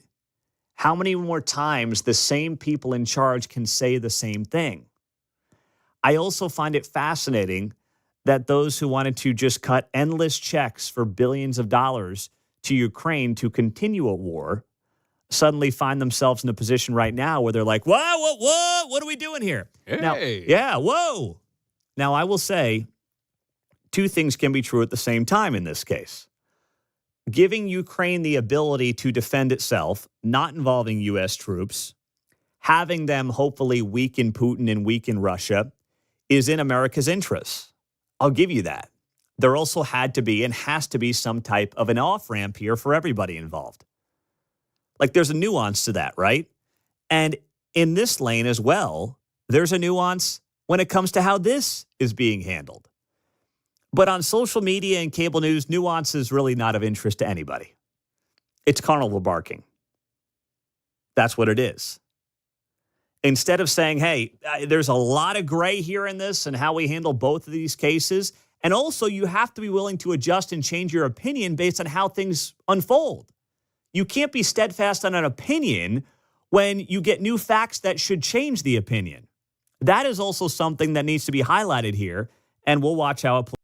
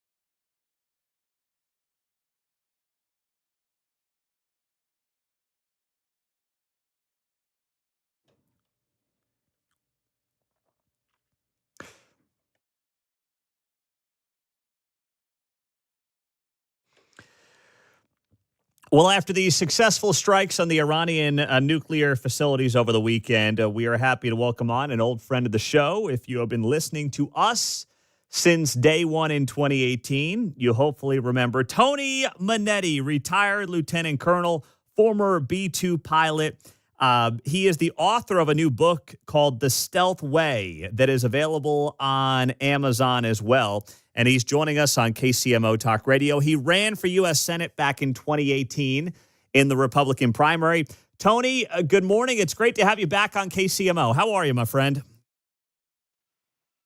Oh, I'm doing great, Pete. Thanks for having me back, and God bless America. That's right. So what was your reaction, Tony, as a guy who obviously knows Whiteman very well, flew those B-2 pilots? What were you thinking when the news came down on Saturday night? I was very proud of the men and women of the 509 to execute flawlessly this mission. You know, I've flown 36-hour counter missions from the heartland, air fuel 4 times, and these men and women knew what the target was. It was a buried target, and we were able to use the 57 to penetrate and achieve desired results. And they returned home safely. So I'm very proud of the men and women. We are blessed by our military to have some of the greatest equipment, and now we're able to, achieve desired results. But at the same time, many of us that fight these wars, it's not like we are excited about destruction. We just want to defend the Constitution. But we're very grateful that they came home safely. I'm very proud of them. So a 36-hour mission being in one of these B-2s, Tony, I mean, after 3 hours on a Delta flight, I'm ready to jump out of my seat. What is it like being on a 36-hour mission in one of these B-2s?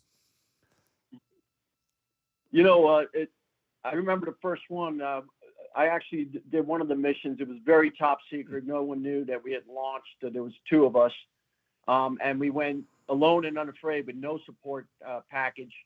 You air refuel 2 times. You then, get the targets ready. You stealthing up with the B-2. We have a mode that's called penetration mode, and we basically go in stealthy. We see the targets. We strike, and then the TSD, it's called the threat situational display, lights up when the enemy's trying to target you, and now you just stealthing out of there.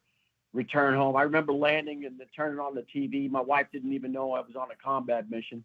And I watched the targets I had just hit on CNN, and they said the Navy had done it with Tomahawks. And I was laughing. And she asked me to go out and cut the lawn. And I said, what a way to fight a war. It's not easy, but we're trained to do the mission, and we focus on the target. And they did it flawlessly. I'm very proud of them. I'm glad we sent 7. So that's good. Why did you think that was important to send 7? Well, you want to ensure that these weapons are penetrating and exploding, and you don't want to have to go back and do it again.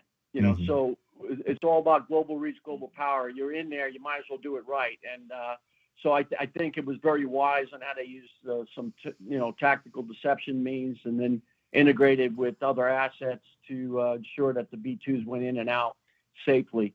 The whole idea is we don't want to have to go back and do this again, Mm-hmm. And I'm grateful for our president making the tough call. Many of us are not into destroying, like I said. It's because diplomacy and economics failed us that we are at this place. Now we should, expect some sort of retaliation because you have to think like the enemy. What will they do? Retired Lieutenant Colonel Tony Monetti, former B-2 pilot here on KCMO. He's got a book out, The Stealth Way. Of course, he spent a lot of time down at Whiteman, and he ran for U.S. Senate here in Missouri back in 2018. So what is it like? I mean, the adrenaline that's got to be pumping through these pilots' bodies in the moments leading up to this, but they've got an 18-hour trip to get there, so you have to keep those emotions and keep that adrenaline in check, because you got to get there, you got to complete the mission, you got to fly home. How is that handled mentally and emotionally leading up to the attack, Tony? Yeah, I used to be a boxer, and it's all about getting in the ring and now focusing on offense. And you're not worrying about, what are they going to do to kill me. You're about, focused on what's the target, what's the threats. And now you just really like muscle memory when you're shooting the ball. We train the way we fight. We do it in the simulator. We replicate air refueling every mission. It becomes second nature. Pete, the hardest thing for me after striking and getting out and knowing that we weren't hit was air refueling the third time at like 4 a.m. And it felt like there was a pick going through my head. I'll be honest with you, man. And now you're on the boom sucking gas down for 45 minutes a pop, and you got to do that 2 more times. You know, you're fatigued, right? The adrenaline rush leaves you, and now you just rely on each other. And that's what warriors do. It's all about the man and woman next to you, believing in the teamwork, the technology, the men and women that help with the low observability, the maintenance, the refueling. There's so many people that help us achieve, and we're just the tip of the sword. And I'm so grateful for the 509th, and they were able to execute the mission flawlessly. Very proud of them. Is that flight home celebratory? I mean, I'm not saying celebratory in nature like you're popping bottles or anything, but is it celebratory in nature, or is it like, no, I got to get home before we can celebrate anything? There's no real celebration until we're literally on the ground at Whiteman back in Missouri. You know, Pete, it's so great that you said that. One of my greatest moments was after striking, and I refueled the 4th time, and I'm over New York, and I'm from Brooklyn originally, and the New York controller knew we were coming back, without getting into all that, but they knew who we were. And they said, "What's your request?" And I said, "I'd like to go request Whiteman." And they gave me a present position to wreck Whiteman. That moment, with ATC never does that. They usually hand you off every 20 minutes. And these guys just said, "Just go home, boys." You know what I mean? and so there's no celebration. It's all focused. Let's get this baby on the ground. And we don't even know how the target is because we have to wait till we see the BDA, the bomb damage assessment. And in the particular missions, I've done multiple missions in the B2. And you don't know until after you see the BDA. So I was grateful that we hit the targets. I remember going up to get, SAM systems and seeing it completely obliterated, and other, targets that we had achieved our mission. We call it bow tie, by the way, ladies and gentlemen. Bombs on target on time. That's what the 519 delivers. Anytime, any place, global reach, global power, and we do it well. Well, you know this state well, Tony. Of course, you know Whiteman well. What do you think the vibe is down there in that community and at that Air Force base right now, based on your experience? They are training for the next potential adversary. Let's not forget what would Iran do? They will likely try to drag in Russia or China, and those people have capabilities. So we're focused on potential threats. We're in the simulator. We're air refueling right now. We're training the way we fight, That's why I'm a strong supporter of trying to get, a golden dome over the United States, because the real threat, if you ask me, are potentially the Chinese, who are growing their Navy and offensive capabilities, and potentially Russia. That's who I'm mostly concerned about.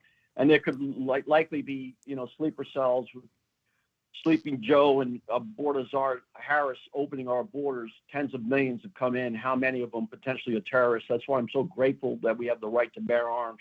Keep your head on a swivel, ladies and gentlemen. Don't take this lightly. We just poked a bear potentially. The president knew what he was doing. I just hope that we are able to have a dialogue and understanding both sides of the story, because if you're Iranians, you're not happy, obviously, that we're into this war. And when I ran for the United States Senate, I learned how corrupt the lobbying group is, and we need campaign finance reform, Pete, because we can't have other countries influencing our politicians, and that's the dang truth. 50,000 Palestinians have been killed. 2,000 were killed when they struck on October 7th, but let's not forget there's a lot of people hurting there, and we have to have a dialogue is all I'm saying, man. Mm-hmm. Yeah, absolutely. You're right about that, Tony. I do want to ask you on a lighter note to wrap up our... And bought these lawn chairs and put them behind our seats, and we were able to put a pillow there, so if we're tired, we can take a nap for 15, 20 minutes. It's very tight. There's a little toilet. A lot of people want to know about that. We got what's called piddle packs. You can do what you got to do in a little bag if you have to. And then I do remember taking hot dogs and boiling them in the water instead of coffee, and then having a dog after striking. So that was my celebratory pitch there, brother. So your celebratory it pitch... wasn't quite New York style. So your celebratory deal was a boiled hot dog on the way home after your big strike during your B2 career. A boiled hot dog. Do you have ketchup packets or anything, or are you just eating the hot dog by itself? No, I had the whole thing, the bun and some hot spicy mustard. I even had some sauerkraut that I couldn't warm up because we don't have a microwave. It's a $2 billion airplane, no kitchen. What's up with that? Oh gosh. Hey Tony, it is great to hear your voice. Great to have you back on KCMO. Just catch people up on what you've been doing since, of course, you were a regular on the show during your Senate run back in 2018. Yeah, I obviously I'm not going to be running for politics anymore. I came in second out of 13, and I just decided to do other things. I'm still flying. I'm a captain for a major airline. I just don't get into it, and I consult. And mainly, I just love my wife and kids, and I'm blessed with Penny. She's a mental health therapist and supporting her career, and enjoying our freedoms and traveling a lot. But yeah, that's what I'm doing, and I'm grateful that we have a president that is at the flight controls right now, because if Sleepy Joe was there, who knows where the heck we'd be right now. Ain't that the truth, brother? Tony Monetti, retired lieutenant colonel, ran for U.S. Senate, a former B-2 pilot, and his book you can get on Amazon, The Stealth Way. Tony, great to have you on the show. Thanks for being here. Anytime, brother. You keep speaking the truth. We love you. Take care, Pete. Thank you. Tony Monetti on KCMO. Great to have him on the show, and good to hear his voice back on the air. He was always a good guest back in 2018. He finished second in that primary to Josh Hawley. And then, of course, Hawley went on to beat Claire McCaskill in that general election. Well, coming up, if you are following pizza deliveries around Washington, D.C. on Saturday night, you may have been tipped off onto what was about to happen.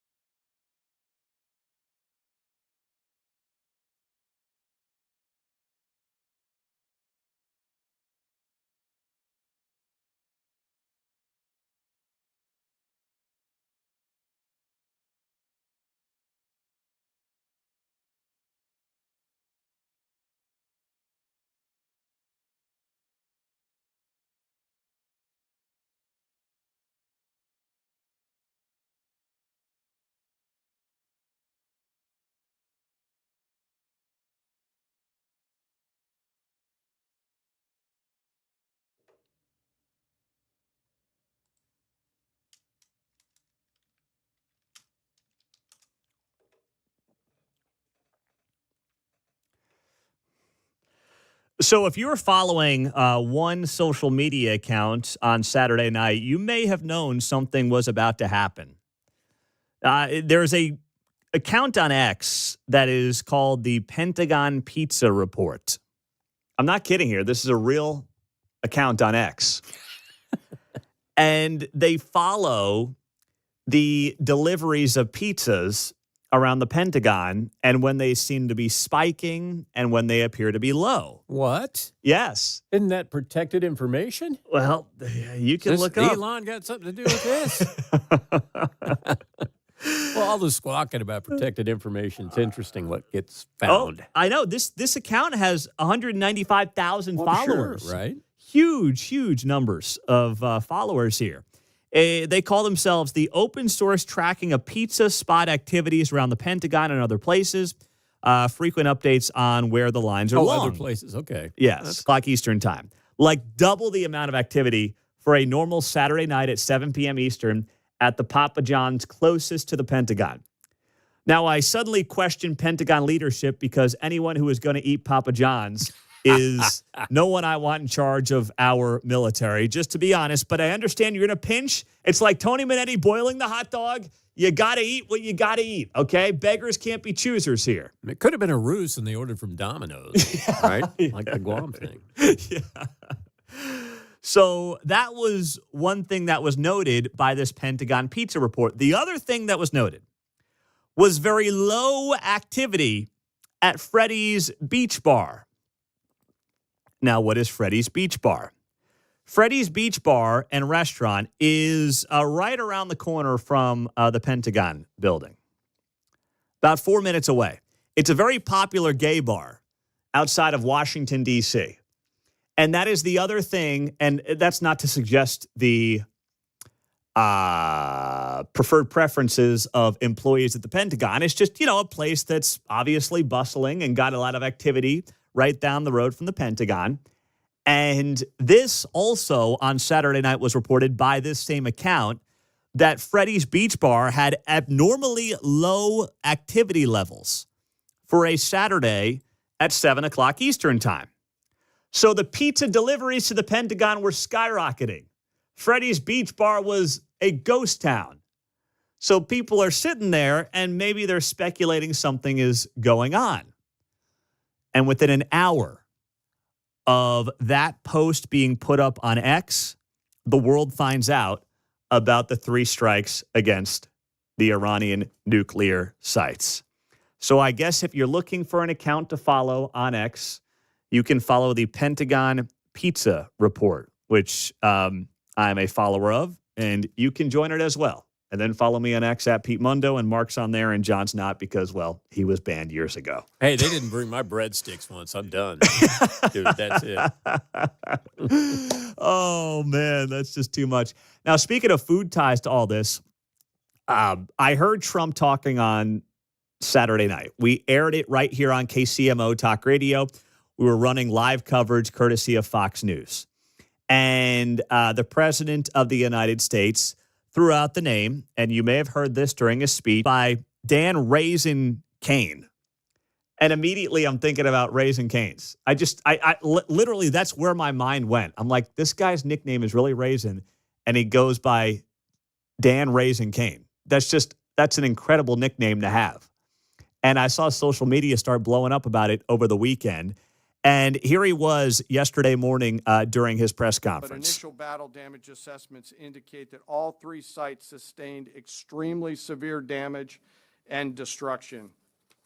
More than 125 U.S. aircraft participated in this mission, including B-2 stealth bombers, multiple flights of 4th and 5th generation fighters, dozens and dozens of air refueling tankers, a guided missile submarine, and a full array of intelligence, surveillance, and reconnaissance aircraft, as well as hundreds of maintenance and operational professionals.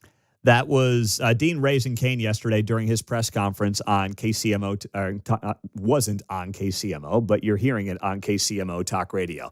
On the text line, 913-4087-957. Now, I knew this was going to bother somebody. There was going to be some diehard Papa John's fan who was going to be all hot and bothered. I knew it. On the text line, Mundo, you are a true fast food snob. Such a nice man. Oh, come on. No, Come on. I wouldn't say that. You're not a fast food fan, period. Well, that's true. Not a connoisseur in any way. If I'm not, you're right about that. John is the connoisseur, and we defer to John on this stuff. I take it all in, so I'm not really even a connoisseur, right? True. Just a sewer. Yeah.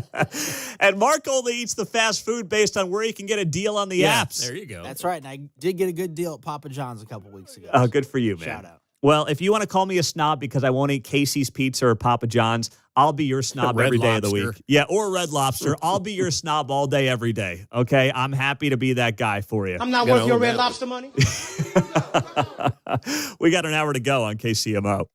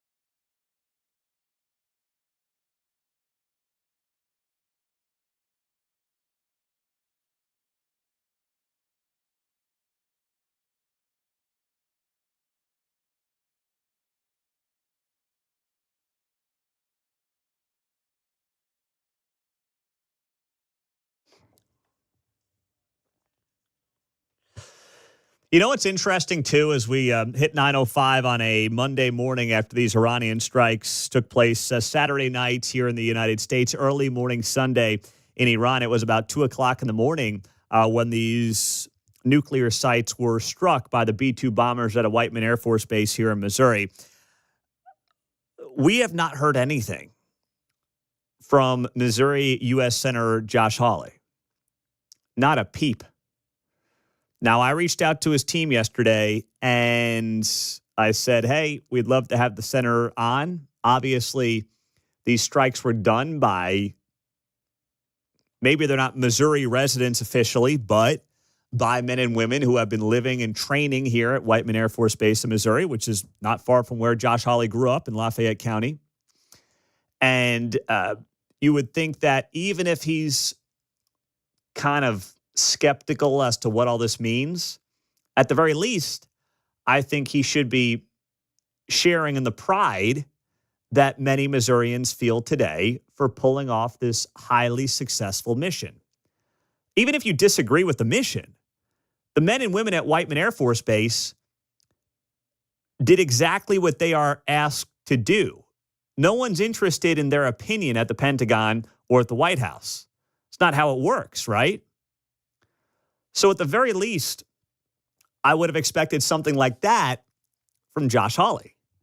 But interestingly, Josh Hawley has not put anything up on social media since 2 o'clock in the afternoon on Saturday, where he shared a Trump post on Truth Social about hating grain tax credits in the big, beautiful bill. And Josh Hawley shared that post, and he wrote, 100% correct. Get rid of the green news scam credits, protect rural hospitals, and let's pass this bill. That's the last post from Josh Hawley on social media. Now, I reached out to the team. I said, can we get him on today? They said, no. How about another day this week? I said, sure, you tell me. You guys pick the day. I'll make it work. And I have not heard back. This on social media Saturday night. President Trump is a foreign policy realist, not an ideologue.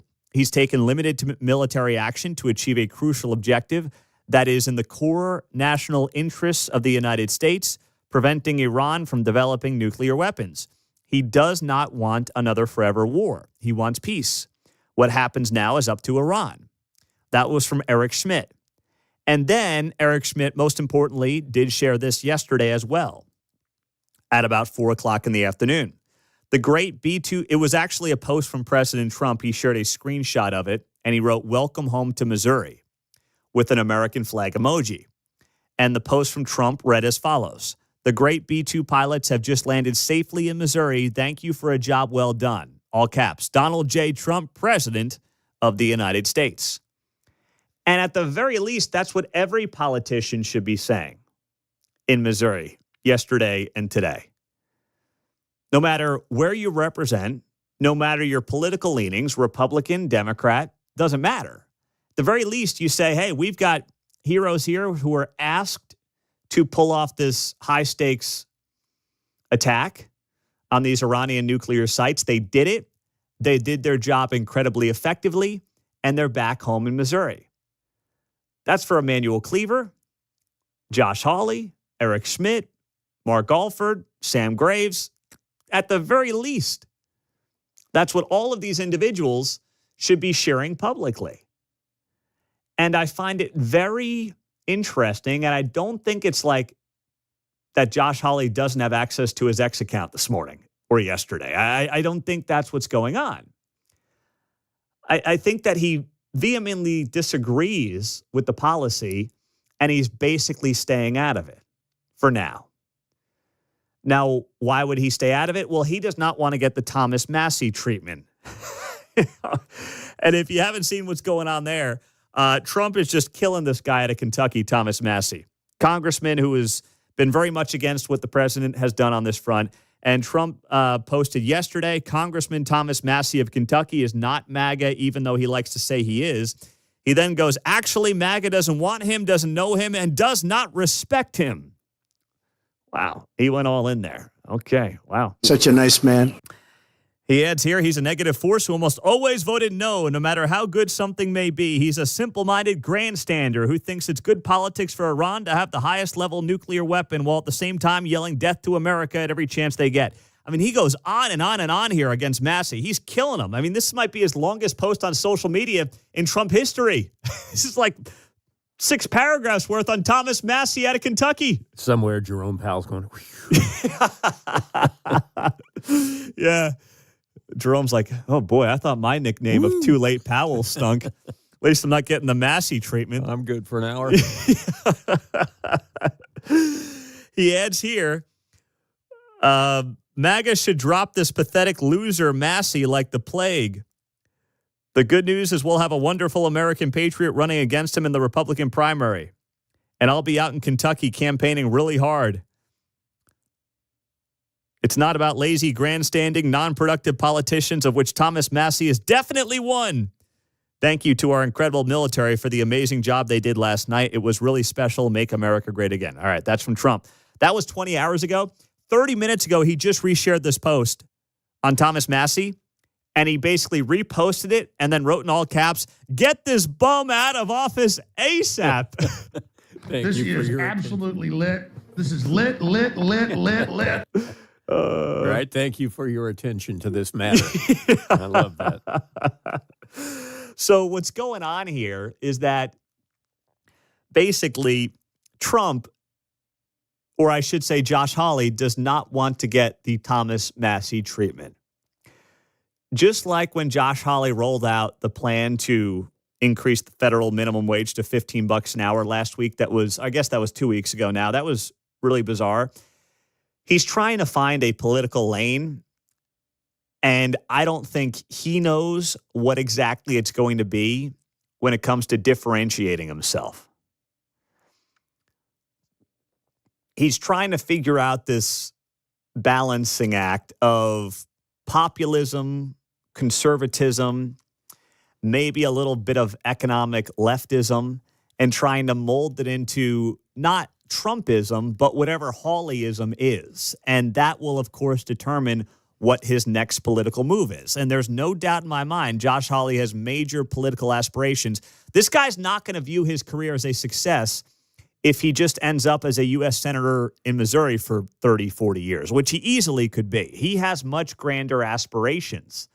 So I think he's trying to figure out what exactly that lane is going to be, because he's not in the MAGA inner circle, but he's not what you would call a traditional establishment Republican. So that's where I think he's having this little dance with himself.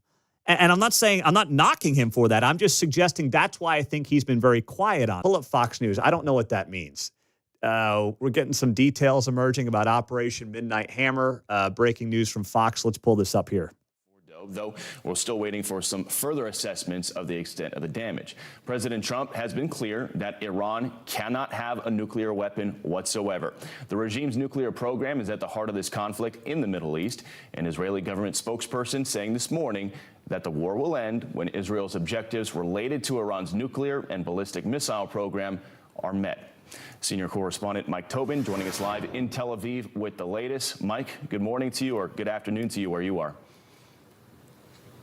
And good afternoon to you, Bill. The Israeli defense minister calls what happened today on the skies over Iran an unprecedented show of force. Some 50 Israeli aircraft at least were in the skies, unloading at least 100 missiles, hitting targets on the ground there at will. Among the targets, they hit the Evin prison where political prisoners were held. They also hit the Fordo nuclear facility, the access road there to prevent any nuclear material from being transferred in or out.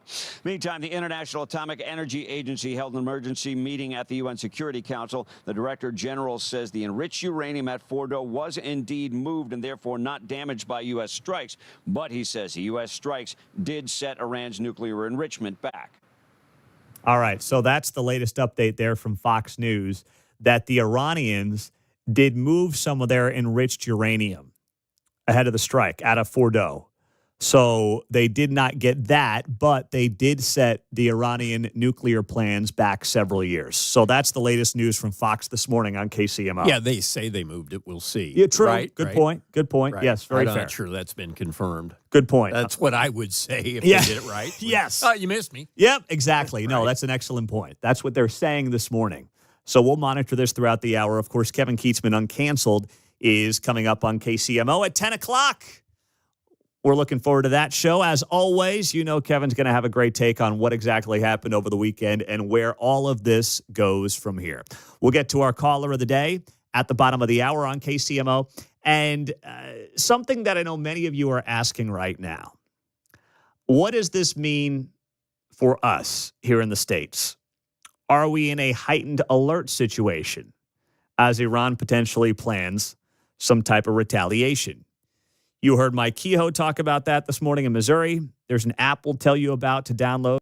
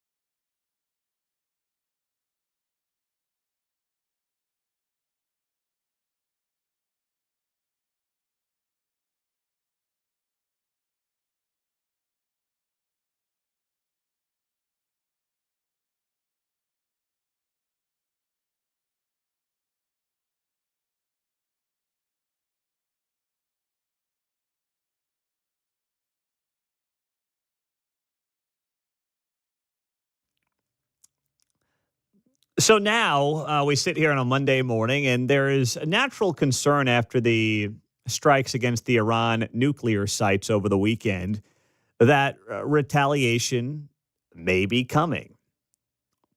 Is that from sleeper cells in the United States? What does it look like? Is it against those men and women that we have stationed overseas? Nobody really knows. Of course, if Iran is smart, they will not do that. That would be suicide for them. But it's not impossible when you talk about a regime that has been chanting death to America for the better part of 45 years, right? But for those individuals who have been insistent that, oh my goodness, this means that we are going to get attacked here in the United States, and you've heard this from folks on the left and the right. You've heard this from AOC to Marjorie Taylor Greene, who I know, when you combine the IQs, you get a big rosy number of 27, but still, these people are members of Congress. I like the Tom Homan approach. Tom Homan's our border czar here in the country. He's as good as it gets. They have basically got the border crossings down to zero. I prefer what he said yesterday on Fox Business Network when he said this. So I pulled numbers this morning just from a CBP under Joe Biden. There was 1,272 nationals of Iran released in the country between OFO and the Border Patrol. And you compare that to the Trump administration, zero, right? Zero releases. And right now, because of President Trump's leadership, we have the most secure border in my lifetime, most secure border in the history of this nation. So we have a secure border. That was President Trump's big win on securing this nation. So we're not releasing people in this country. Special interest aliens aren't crossing that border undetected. But under Joe Biden, we had over 10 million people cross that border. But my biggest concern from day one, beyond the fentanyl, beyond the sex trafficking women and children, were the 2 million known gotaways. Over 2 million people crossed that border. We don't know who they are, where they came from, because they got away, because Border Patrol is so overwhelmed with the humanitarian crisis that Biden created that over 2 million people crossed the border and got away. That is my biggest concern, and that's what created the biggest national security vulnerability this country's ever seen. So that was Tom Homan saying, hey, we've done our job on the border. Now, yes, we have concerns over who came into the country over the last 4 years, but we also have a Department of Homeland Security led by Kristi Noem, dubbed Go Around the World, Apologize for the United States, Apologize on behalf of the United States, and try to welcome these individuals who have hated us for decades into our good graces. What did Obama realize?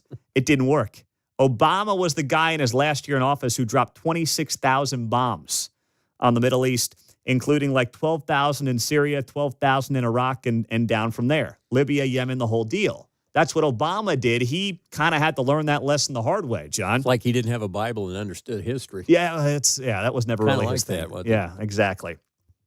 So now we sit here and we say, okay, what do we do? What's the response? What's the reaction?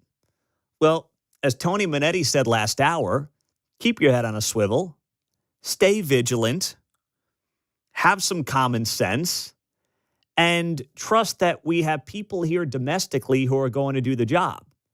Like, I don't think, and this is just, I guess, blind faith, I would say, in how President Trump has handled his foreign policy, which I believe of all of his big policy, economic, foreign policy, whatever policy of his you want to pick, I think where he's actually been most consistent and most effective between 1.0 and now 2.0 is his foreign policy. There's plenty I've not been 100% on board with him on and disagreed with him on.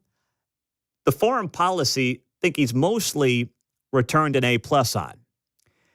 If they had some intelligence that there were sleeper cells ready to immediately activate here in the U.S., if, God forbid, had we gone ahead with some strike, I'd like to think they've thought that through. I trust that this administration has thought that through in large part. And you may call that blind faith. That's fine. You call it whatever you want. But I do believe that based on the history on foreign policy in particular of this administration, they've earned that to this point. They've earned the benefit of the doubt. I'm not just giving it to them because I voted for them. I think that has been earned up to this point in time.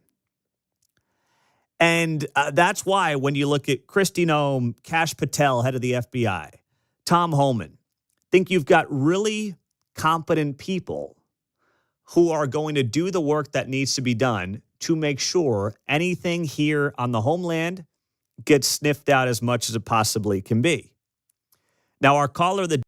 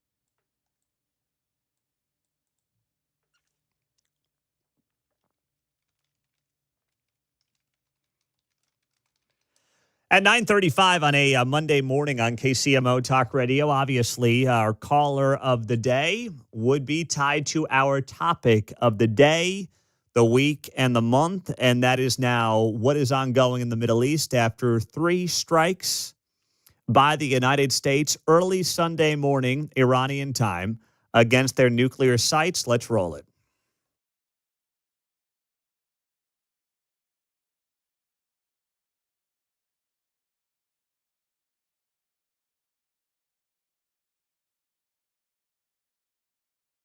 Nine 913-408-7957. Let's go to Walter in Spring Hill. Go ahead, Walter. You're on KCMO. Good morning, Pete. The thing, the bottom line is we have Obama and Biden to blame for this because they were the appeasers in chief by giving them millions of dollars or what have you. And these people that are bitching and moaning about Trump doing this would be the same people complaining if Iran developed a bomb and bombed us, because they'd be saying, well, why didn't he do something when he had a chance? So you can't have it both ways. Well, of course, and that's why Walter is our caller of the day. Brings up a good point, made it quickly, efficiently, effectively. That gets you bonus points when we are figuring out our caller of the day. If you can say something in 30 seconds that's tight and to the point, you win. Bam, brevity. Yes. John loves you as the producer if you can do that part of the job as a caller. So he's right. He's damned if he does. He's damned if he doesn't.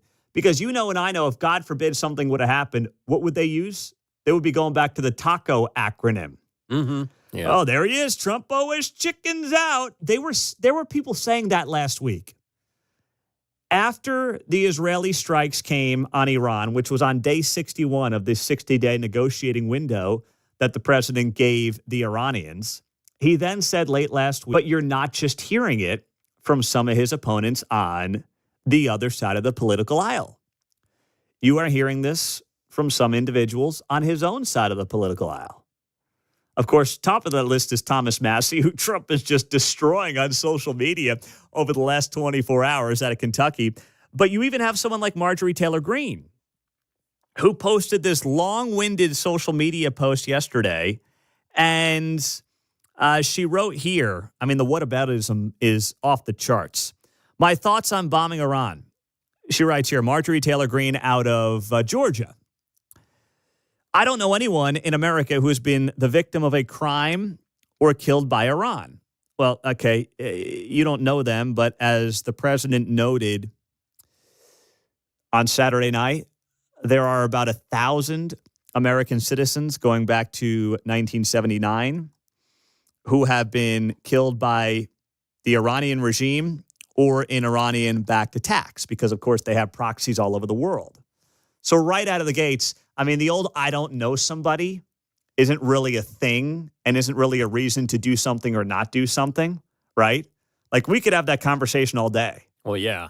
How juvenile. I know. And that's the first thing that Marjorie Taylor Greene says. Well, I don't know anybody. It's like, that's not really the point. They have done, obviously, dozens of attacks over the years against American interests. And on top of that, it's not just what they've done. It's what we were trying to stop them from getting the capacity to, God forbid, potentially do that also needs to be part of the conversation. If you want to have a broad, intellectual, somewhat reasonable conversation about this, you have to start there. This was not done just in retaliation to attacks they've done over 45 years at this point. It's not really what it was about. It wasn't really about the fact that, of course, we know that they tried to plot to kill Donald Trump in the last couple of years. It was more about what they were potentially being capable or being on the verge of potentially being capable to do. So Marjorie Taylor Greene, right out of the gate, starts with a line that is totally dishonest. Then she says, I know many more people who have been victims of crimes committed by criminal illegal aliens or murdered by cartel and Chinese fentanyl drugs. Almost everybody in our country can relate to this fact. So what Marjorie Taylor Greene is doing there is what many on the left are doing to Donald Trump, which is that you have to pick or choose. So let me get this straight. Trump has solved the border crisis. We have the data to suggest that the border crossings are basically negligible. They're at zero. He solved that part of it. Now, of course, we still have to figure out how we're going to deport the 10, 15, whatever the number is, million people who came to the country illegally under Joe Biden. The courts are kind of getting in the way. But when you start off your piece against the bombings in Iran, the way that Marjorie Taylor Greene does, you're wildly dishonest. And frankly, you're just not all that bright in how you're approaching this. Marjorie Taylor Jim Rat.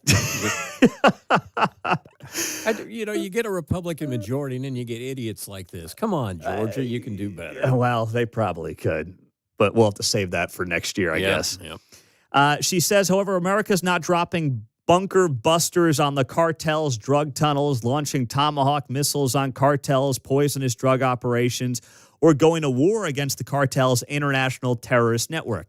Like, first off, this administration is working on all of these things. Okay, you're acting like Joe Biden's in charge and he's doing Iranian strikes while leaving the border wide open. If that was happening, you would be fair to make some of these critiques, but that's not what's going on right now in this administration. She, though, then goes on to say America's $37 trillion in debt. All these foreign wars have cost Americans trillions and trillions that have never benefited any American. Well, there's no doubt we have wasted trillions of dollars on wars in this country. She's not wrong there. But the fear-mongering of this is going to be Iraq 2.0, there's no evidence to suggest that outside of their two countries in the same area. Like, that's it. The people in charge are different. The situations are different. What is being said publicly by our leaders is very different. Outside of the fact that they both are countries in the Middle East that begin with the letter I, there's nothing in common here with any of this. But Marjorie Taylor Greene wants to insinuate that this is the case. And our $37 trillion in debt is a major problem. We have wasted money on the military because we've wasted money on everything in this country. That's what our government has done. But also our $37 trillion in debt, the bulk of that debt is still driven by what? Medicare, Medicaid, Social Security. That's the bulk of the debt. That is the majority of the debt in this country. So to make it all about defense spending or, B-2 bombers, that's just very disingenuous. She goes on to say, I am sick of it. And this comes from people on the left and the right. Some on the left say, hey, we could buy X amount of apartments for people in the urban core with the money we just spent on that bombing. And then some will say, boy, we could spend X amount of dollars on something in some rural community with all that funding. But if we take for granted the freedoms that we have and the greatness of America and the fact that we don't live in fear of being bombed, then what is any of this really worth, right? Like, we take that for granted because we're here in the United States of America. When I was golfing last Friday, we were on the third hole, and I was sitting with my daughter. Of course, she joined me on Father's Day weekend. And this guy was talking to me about, what I did, the show, and he was talking about Israel in particular because he works in a business where they have offices in Israel. And he said he's on a Zoom call sometimes, and these guys in Israel are like, got to go to the bunker. Got to end the Zoom call early. See you later. So my daughter's 6, and she starts asking about this. And she says, do we have these places we have to go hide if there's ever bombs coming towards us? And I try to explain this to a 6-year-old, and I say, no, we don't, because we live in the United States of America. No one's ever going to screw with us, and we live on the safest country on the planet because we're the USA. And like only a 6-year-old can, she looks at me and she goes, Dad, I'm never moving out of the USA. I'm like, that's what I'm talking about. As she's got her KKHI, Kevin Keatsman Has Issues t-shirt on that she was rocking in the golf cart at 6 years old. So she was all red-blooded American right there. But there was something to it, right? Taking it for granted that we don't ever have to live in that kind of fear doesn't mean that you want to live in a world where we're getting ourselves injected into wars in Iraq or Iran or Afghanistan. We have to learn from the past. There's no doubt about it. We can't make the same mistakes all over again. But it doesn't mean we sit here on our shores and act like the rest of the world can just do what it wants without us having any input in how the world actually operates. We are too interconnected. And that's why the president, I think, is being very wise and very sober in how he is approaching this. 913-408-795. Stand on their own. That's why they're holding up on the deportation of all the criminals. They need chaos to have control. And to make a bigger point, Ukraine is a money laundering. They make money, they get kickbacks. They don't make any money off of Donald Trump attacking the Middle East. They don't make any money off of that. Mm-hmm. That's my take. Well, listen, I think there's certainly some of that going on. The military-industrial complex is real, and I would argue both sides of the political aisle have made money off of that over the last, several decades. I would say that is true when it comes to the growth of the Pentagon and the military. But that's such a broader conversation that has nothing to do with what happened on Saturday night and early Sunday morning. And, you can point to one side of the aisle here, but, my whole conversation just now was against a Republican, and Marjorie Taylor Greene. So there's elements of this right now on both sides of the political aisle. And all I'm asking for is at least an honest conversation about it and an honest debate about it that isn't whataboutism after whataboutism after whataboutism. And that's what you're getting from a lot of these folks right now. We'll wrap up the show with a couple of lighter topics. I'm very happy for one of our bordering states, and I'll explain why coming up next.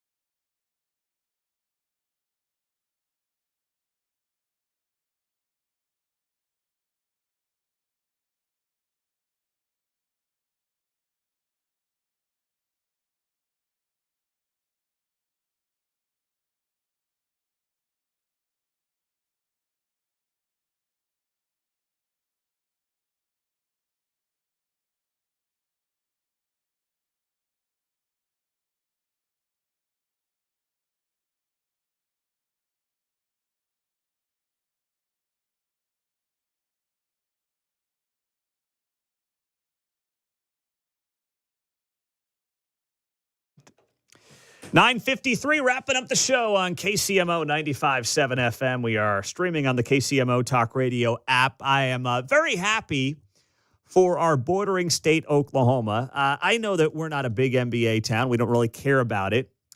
But I did watch Game 7 of the NBA Finals last night. It was the first Game 7 that we have had in the NBA since 2016. And the Oklahoma City Thunder ended up beating the Indiana Pacers 103-91. Tough spot for the Pacers. I know many Iowa State fans are in our listening area, and they lost Tyrese Halliburton in the first half, and that was more or less the beginning of the end. The Pacers hung in there for a while, but the Thunder pulled away in the second half. It is the first championship for the Thunder as the Thunder, not the Seattle Supersonics, and I'm happy for that state. You know, it's a state that is a college football state first and second, as somebody who used to live and work down there and did small town high school football, basketball, baseball, softball, did a little bit of all sports down there. But it's an underrated basketball state. People think about the Sooners, they think about the Cowboys, they think about football. But this is a state that does love its basketball. There's a passion for the small towns across the state. I mean, you go to, trying to think of one of the small towns I called hoops in, Hammond, Leedy, Forgan. I mean, these are populations of under 500 people. You go to a high school basketball game on a Friday night, and it's like Hoosiers. Yeah, that state right? loves its basketball. You're right. There's a everybody's Hoosiers town. feel. They're closing the business for a road trip. Yes. Going on. It's not like, oh, I just care about football. They love their basketball, to your point, John. And they have a very cool high school basketball tournament that, of course, when they get to the state level, they call it the Big House down in Oklahoma City. It's similar to Municipal Auditorium is how I would compare it. And it's a great feel, atmosphere, and they play all their high school championship games from Class C all the way up to Class 6A at what they dub the Big House. And the state really dives into it head first. Even at the college level, OU and OSU, they haven't been great lately in college basketball, but they have a combined 11 Final Fours between them. It's not bad for a perceived basketball state. And even at the lower level, Oklahoma City University holds the record for the most NAIA tournament championships with 6. So I was down there in Woodward when Kevin Durant, James Harden, Russell Westbrook, all those guys came up just short against LeBron back in 2012. And for a state that was typically always divided over the Bedlam rivalry, they were united in a way they never really have been in sports. So congratulations to the state of Oklahoma and the Thunder on their championship yesterday. And on the sports front, I'll leave you with this. I came in from the backyard yesterday with the girls. Claire was loving her golf clubs. We got a driver, a 7-iron, and a putter over the weekend. I come in, I flip on the Travelers Championship, watching Keegan Bradley, who ended up winning the tournament. And this happened when he teed off on a par 3. Listen closely.